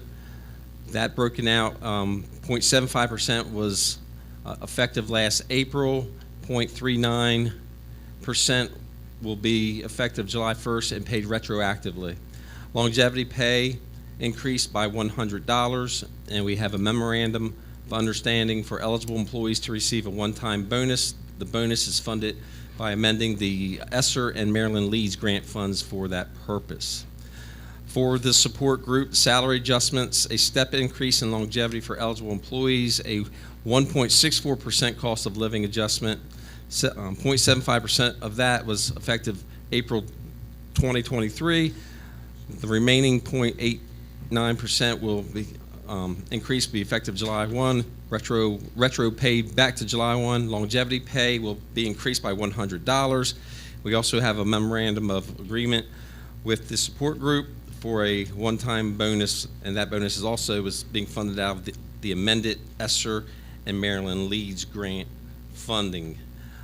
At this time, the signing of these signature pages will mark the ratification of the new contracts, and the superintendent recommends your approval for the revised negotiated contracts. If the board does approve this, we have signature pages that we will sign now, and we have the president of the Teachers Association here to sign as well. Okay. Can I have a motion and a second to approve the revised negotiated agreements, the WCTA, the WCESPA, as negotiated, as presented? So moved. Motion by Mr. Gordy. Second. A second by Mr. Smack. I have a question. Yes. Do you know how many teachers voted for the ratification, or how many teachers voted within that parameter of voting yes and no? I do not have that number. Okay. Was the WCTA able to hear the concerns of the teachers who voted no for that? Yes. That is something that the Teachers Association, that doesn't come through our office. Okay. However, I did hear from Mr. Ivory Smith, and he shared with me yesterday. I haven't spoken with Beth about the numbers. The support ratification was, as of yesterday, 44 in favor, 1 against. For the support staff? Yes. Okay.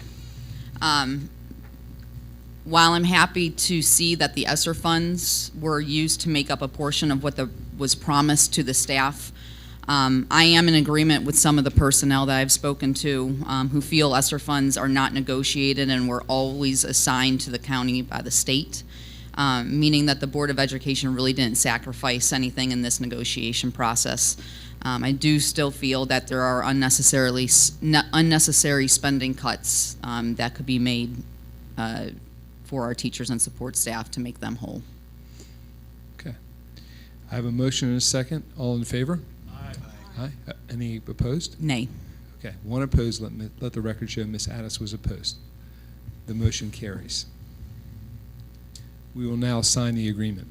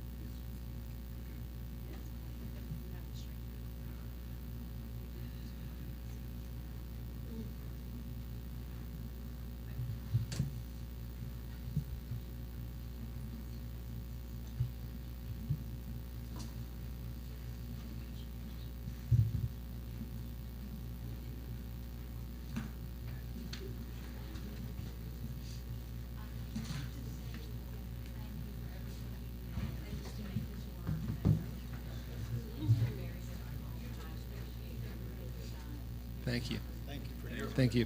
Thank you, Beth. Thank you, Beth, for your hard work. Thank you. Thank you, Beth.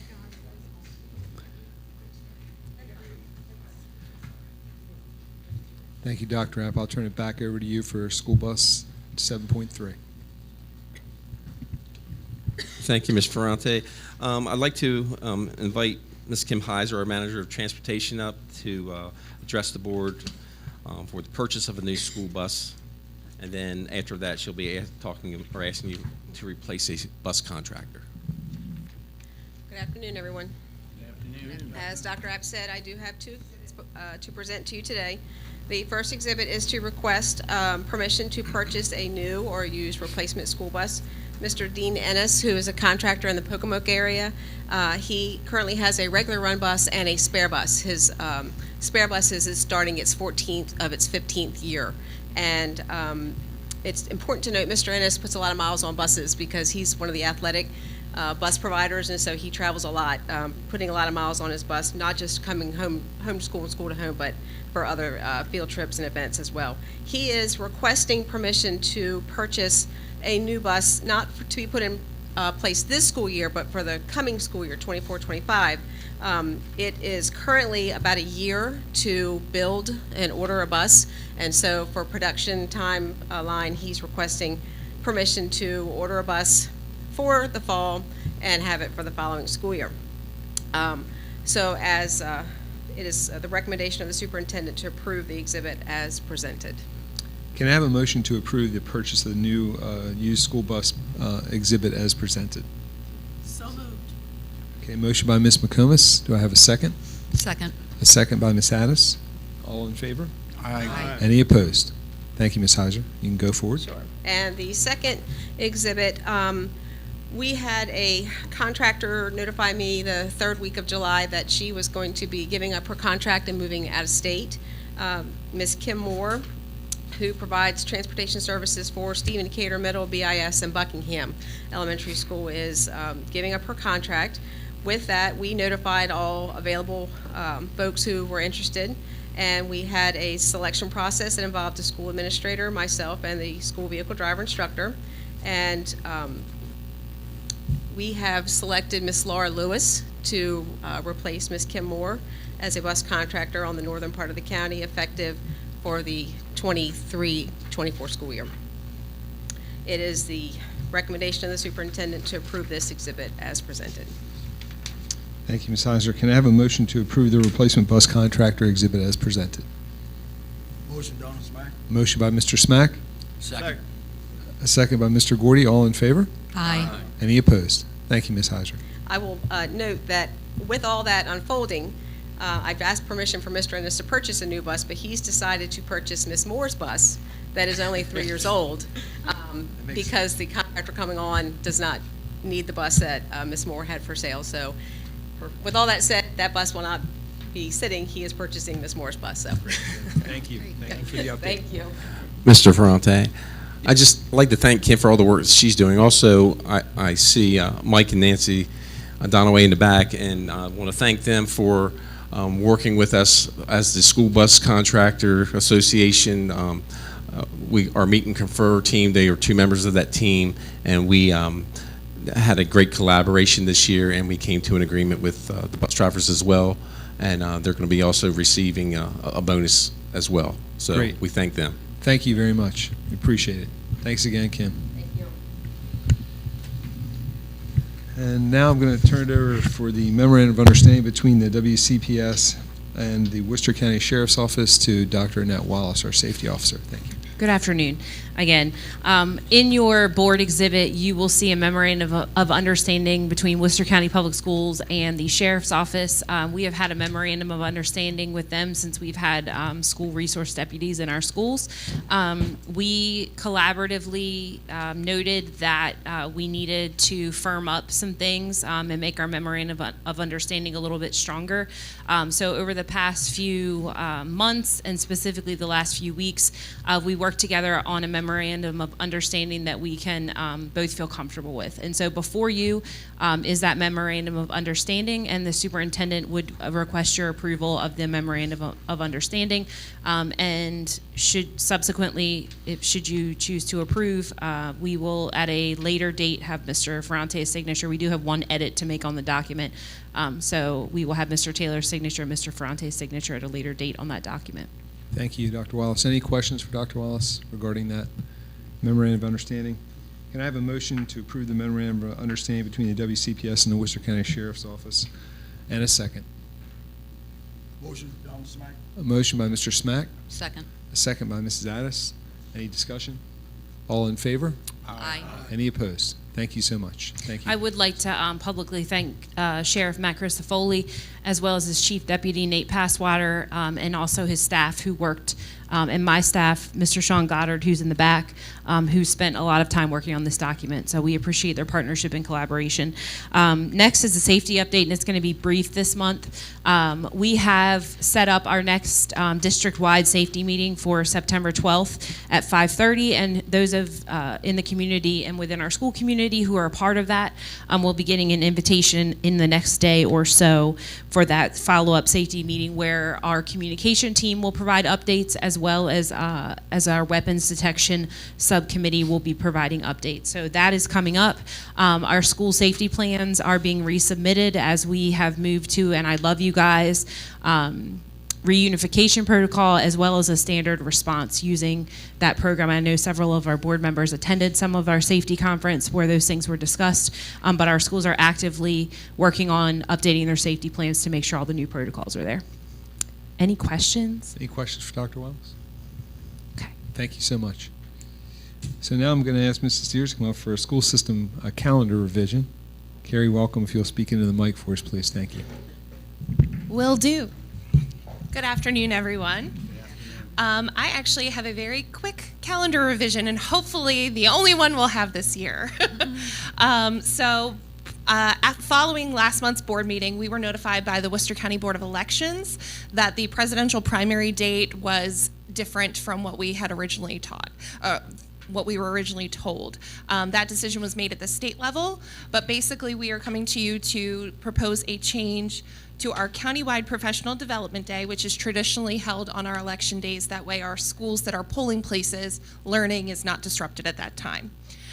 So the superintendent is recommending a change in our calendar to move the countywide professional development day from April 23rd, 2024 to Tuesday, May 14th, 2024. Okay. Anybody have any questions for Ms. Steers about that movement and that date? If none, I'd like to ask for a motion to approve that change to our calendar from from April 23rd to May 14th, 2024. Do I have a motion and a second? So moved, Bill Buchanan. A motion by Mr. Buchanan. Do I have a second? Second. A second by Ms. McComas. All in favor? Aye. Thank you so much, Ms. Thank you so much. And just so you're aware, we're going to be publicizing this out to our community to make sure everyone's aware of that change as well. Perfect. Thank you again. Yes, go ahead. For high school principal, I know there's a high school principal in the room, and if we have high school community who's listening, that is an AP testing day, or for board members who are former school people who know that testing calendar. So that is an AP testing day. I've already had conversations with all of our high school principals. We will continue to do AP testing that day. Our teachers are going to be there anyway for professional development, but as you may know or remember or may not know, an AP teacher can't be the one who gives the AP exam. So we'll have teachers or proctors in the building that day, and our students will continue on a regular calendar taking the AP assessment. So that's all. Thank you for that, Dr. Wallace. I assure all of you that there will be no transportation issues. Most of our kids at that level get to school, but if there is a problem, if anybody would ask you, we will make sure they get transportation to the schools. Thank you. And now I'll turn it over to Mr. Tolbert for physical operations. Yes, thank you, Mr. Fronte. The first item is our annual budgetary transfers. I'll walk the board through the transfers and take any questions that you may have. Each year at the August meeting, the board is asked to approve budgetary transfers from the prior fiscal year. These budgetary transfers are part of our year-end process and are required to amend our final prior year budget to align with our actual expenditures. As the board is aware, there are two types of budgetary transfers. There's inter-category and intra-category. Inter-category are those transfers between budget categories, and intra-category are those transfers within the category.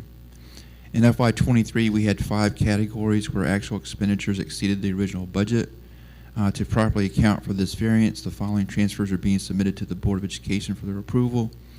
We are requesting a transfer from the category of instructional salaries, $990,000, and from the category of fixed charges, $516,780.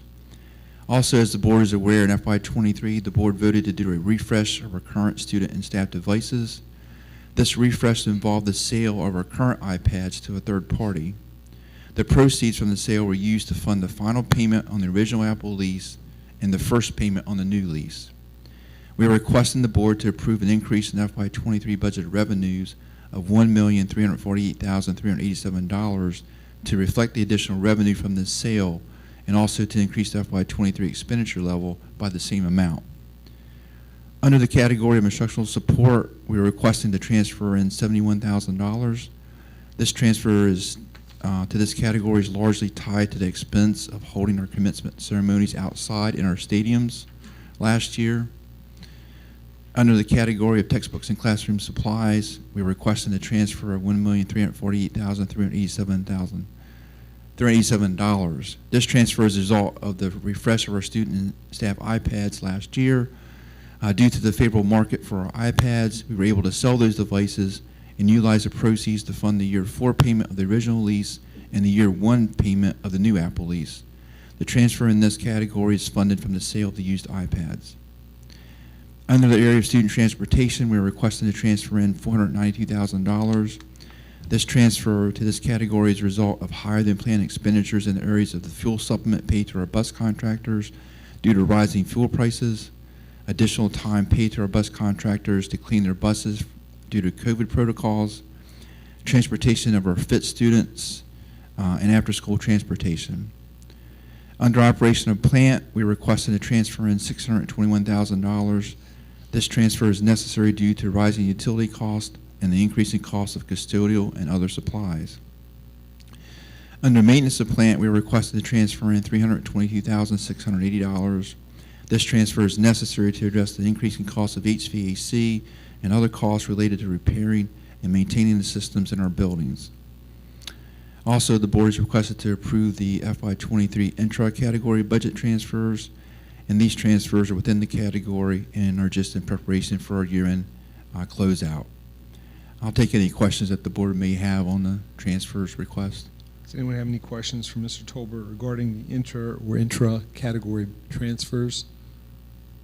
Any board members? Okay. The superintendent recommends the approval of the budgetary transfers as presented. Thank you, Mr. Tolbert. Can I have a motion and a second to approve the FY23 budgetary transfers as presented? So moved. Motion by Dr. Andes. Second. Second by Mr. Gordy. All in favor? Aye. Any opposed?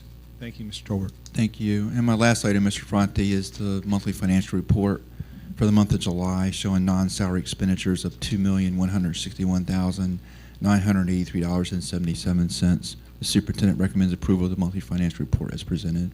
Thank you, Mr. Tolbert. Can I have a motion and a second to approve the July 31st, 2023 monthly financial report as presented? Motion, Donna Smack. Motion by Mr. Smack. Second. A second by Ms. McComas. All in favor? Aye. Any opposed? Thank you so much. Thank you very much. Back to you, Mr. Fronte. Thank you, Mr. Tolbert. Okay, and now I'd like to open up the floor to my fellow board members in the event that you have any comments for today. Ms. Sanis? After having conversations with fellow board members this past month, I am going to make a motion to revisit and add one more night meeting in November to the fiscal year 23 calendar. Okay. I have a motion on the floor by Ms. Zanis to add another night meeting in November of this year, this calendar year. Do I have a second? Second, Donna Smack. A second by Mr. Smack. Any discussion? All in favor? Aye. Any opposed? Thank you so much. I appreciate it, and I know a lot of constituents in the area appreciate that as well. I guess I'm just going to give my board comments since I have the Sure, floor go right now. But I just want to let everyone know this past month, I was able to sit in on the first day of the safety summit that they have yearly. And this summit was one of the most informative sessions that I've ever sat through, and I'm grateful to have been given the opportunity to see the skill and expertise that goes into the line of work of working with the Sheriff's Department in conjunction with the school system. The Sheriff's Office has many great men and women working every day to keep our schools safe, and it truly showed in the presentations that were given. I was really blown away by that first day's presentation and training. With fiscal year 23 negotiations being racked up, the start of fiscal year 24 budget proposals are right around the corner. And I have many concerns that I've been working with Dr. Tolbert with, or Mr. Tolbert, I'm sorry, with getting all the information just so that I can get a better understanding of the budget in its entirety, just so that we can all work together to make sure that our teachers, support staff, and bus contractors are whole and considering what is coming down the pipeline with the blueprint. We need to start having discussions amongst the board and executive team to truly understand what the blueprint entails, and I would like to start seeing scenarios for our budget to include a budgetary pay raise of the $60,000 starting salary. And then I'm also wondering how it works with the career ladder, and if that's going to be created, and if so, will this discussion be made available to the public and allow teacher input? We need to be working together now so that the 2026 budget year, the community isn't shocked when we are asking for close to a $32 million increase due to pay increases alone. So I'm looking forward to working proactively in fiscal year 24 for instead of, proactively instead of reactively. In regards to the public comments that were made earlier today, I know you might not be able to answer today, but maybe we can have further discussions, because I was reached out to them very late last week in regards to the process of the book review process. And I'm just interested if people are taxpayers, if they don't have children in schools but are still concerned about the materials that are in our public libraries, what the method is with going about doing that. And like I said, if you're able to answer today, that would be great, and if not, then we can follow up. And I could partially Dr. Wallace, answer. before you go, I want to make sure I clarify something you said before that. Did you say $32 million, or am I hearing? Yeah, no, you said $32 million pay raise? For the entirety of all of the increases with getting to that $60,000 at least minimum, and then whether or not that there is a career ladder. Okay. Yeah, I got for the blueprint. I just want to make sure I understood. Yes. Yeah, thank you. Sure. So I can answer, I'll try to answer to the best of my ability what you asked, and I'll let Ms. Shorts certainly contribute some. So our library media specialists have been working on redoing all of our procedures and working on a library media procedure manual. It's been part of the procedure work that we've been doing as a school district. The board was approving policies, I think, like 2 years ago, and then now we're on the procedure side of updating it and making sure that we have procedure manuals for all of our policies, as well as making sure all of our departments have procedure manuals. So our library media services have done this. In their procedure manual, it denotes that the stakeholders, there was quite a few inaccuracies, and I've already been in contact with our coordinator of library media science, who's feeling, I would say, a little bit frustrated by the inaccuracies that were portrayed, especially when someone sends something in an email. So it's very clear what Ms. Sills has said, and it was very misportrayed. Her message back to the individuals who spoke today. So there is specific stakeholders, parents, educators, students who can make a request, however, a formal request. However, Ms. Sills did promise in the email, and I certainly could probably pull it up and read it verbatim, but that she would go back to her library media specialist and have them just review and make sure that we followed all of our internal policies and procedures around selecting a book. I can tell you off the top of my head, which is a reason why it's important, I think, for educators and parents and students to have a voice in this as well. One of the books that was mentioned is actually on our AP English reading list. So, you know, it's interesting. Just like I'm not a doctor, so I wouldn't sit. Well, I am a doctor, but I'm not a medical doctor, so I wouldn't sit here and claim to know how to do cardiothoracic surgery, right? So, as educators, if you're not an educator, you might not know that some of these books are on the AP list. I know one specifically is on the AP list. So that procedure is available. We can make it available to board members. I know Mr. Ferrante specifically spoke. So again, Ms. Sills did not say anything about a procedure being changed. That is incorrect. It's a blatant non-truth. And so, you know, we would be glad also to reach out to I'll be glad to reach out to the ladies, or specifically the lady, but the ladies who spoke, I'll reach out to them as well. But I will also send that procedure manual if anyone else is interested in seeing it. They're certainly welcome to see it as well. I don't know if that answers. Yeah, Okay. I think I was just more, that does help. I was wondering, as far as if anyone is interested in wanting to do that and they don't have children in the school, would they reach out specifically to the school directly that the book would be positioned at? Okay. Yeah. Okay. And I'm aware that we didn't have any policy changes. The board handles the policy, but the staff handles the procedures. So that's what they're in the process of updating. Okay. All right? Thank you. You're I welcome. appreciate it. That's all I have. That's all you have? Anyone else, Dr. Andes? Just a few quick comments. I want to thank everyone who worked in the summer programs. I was able to attend some of the summer programs events, and thanks to all the staff and teachers and central office folks who organized and led those summer programs for our students. The STAT camp was absolutely phenomenal, as well as the other summer programs. And for many of our students, without those summer programs, they suffer what we commonly call a summer slide. And that means when you come back to school the day after Labor Day, teachers have to do a lot of catch-up work. And that means they can't move the student forward. So I want to thank and commend everyone who worked in those summer programs.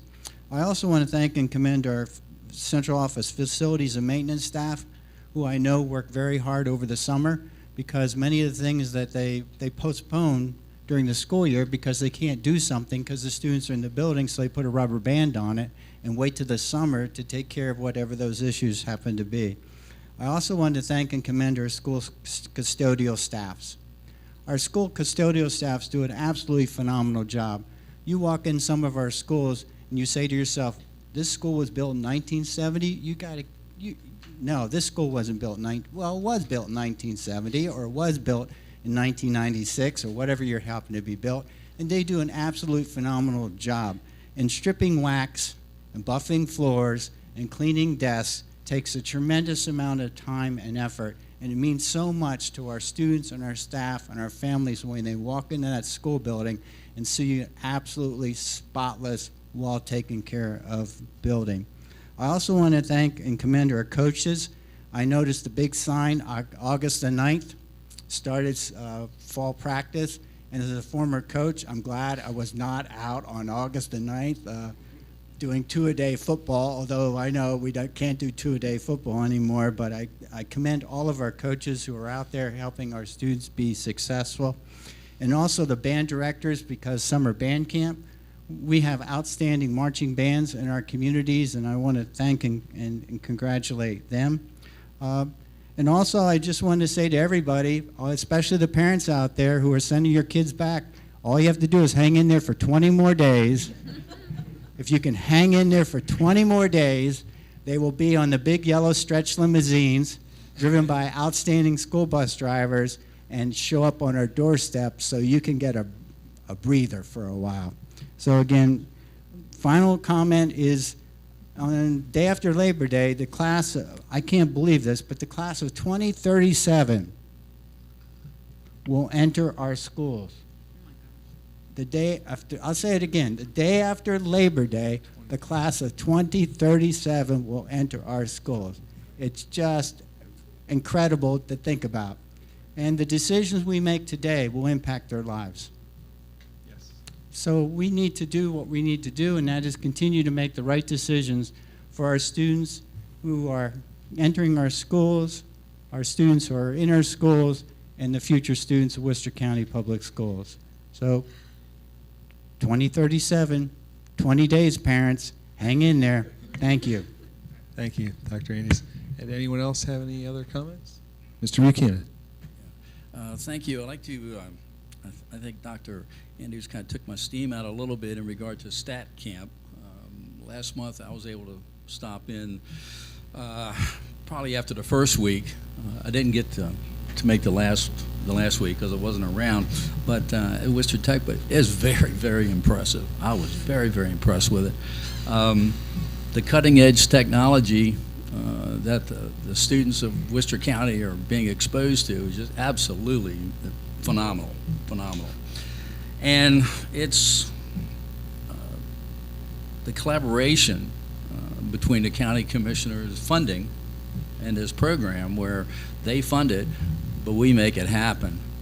And we make it happen by the expertise of our teachers. Because when I was watching them, go through and work with the students, it made me proud of the teachers of Worcester County. I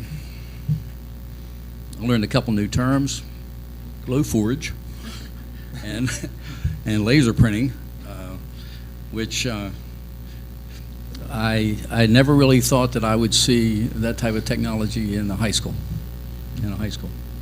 That would be something that would probably be in an engineering program in a college. So that's my hat's off to them. The second and last thing is I understand the concern that that speakers today gave to us in regard to the summer academy and after school. I understand the importance of that, because when I was still in the classroom, I taught summer academy and I taught after school, and I could see how students react to that and how important it was to continue that school day or to continue that school year. And I think I've said this before too, is like, you got kids in the summertime that want to go back to school, and to, whether they're going into an academic area or going into, in my case, an artistic area, it's just great. I just don't have any other words for that, So, but to the teachers that spoke, I hear you. I really do. I understand. Thank you. Thanks. Anyone else have any comments? I do want to make an announcement that it's been a couple of weeks ago that Vice President Buchanan and myself, Superintendent Taylor, were able to join President Bertino from the County Commissioners, along with Vice President Bunning and the County Administrator, Mr. Wesson Young. We had a very meaningful discussion. It was we talked about how we can get together in advance and try to work through things in the future year. And we decided that it would be beneficial for our boards to have a joint meeting, and we will be planning on doing that. I do not have a time and date for you right now because our board just agreed to do it today. It was a conversation Mr. Bertino and I had after he cleared it with his board. So we will be getting together in an open meeting so everyone can attend, and that will happen sometime in the near future. And we will let you know. We will make the announcement to let you know when that's going to happen.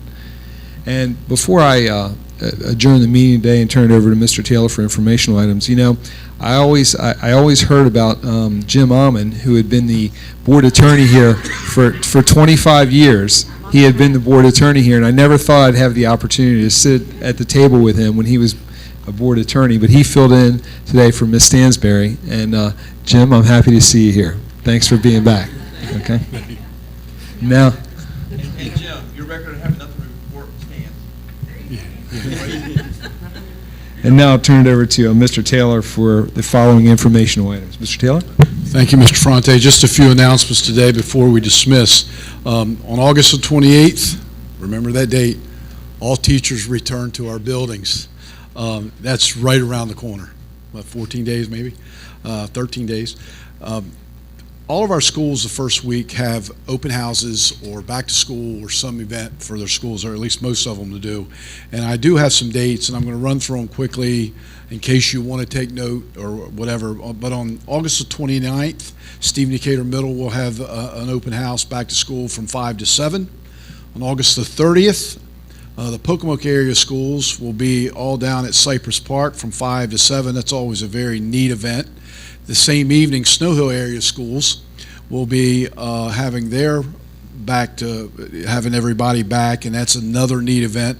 We're able as an executive team to visit both of those. The Snow Hill area schools is from 5 to 7, and Cedar Chapel is from 3 to 5. So again, looking forward to that event. Buckingham Elementary School on August the 30th will have theirs. They'll have a back-to-school barbecue from 3 to 5.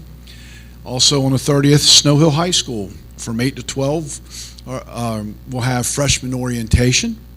And on August 30th, Berlin Intermediate School will have their event from 5 to 7. Moving on to August 31st, Pocomoke Elementary School will have theirs from 3 to 5. Buckingham Elementary School will have a 9:30 to 11 pre-K open house.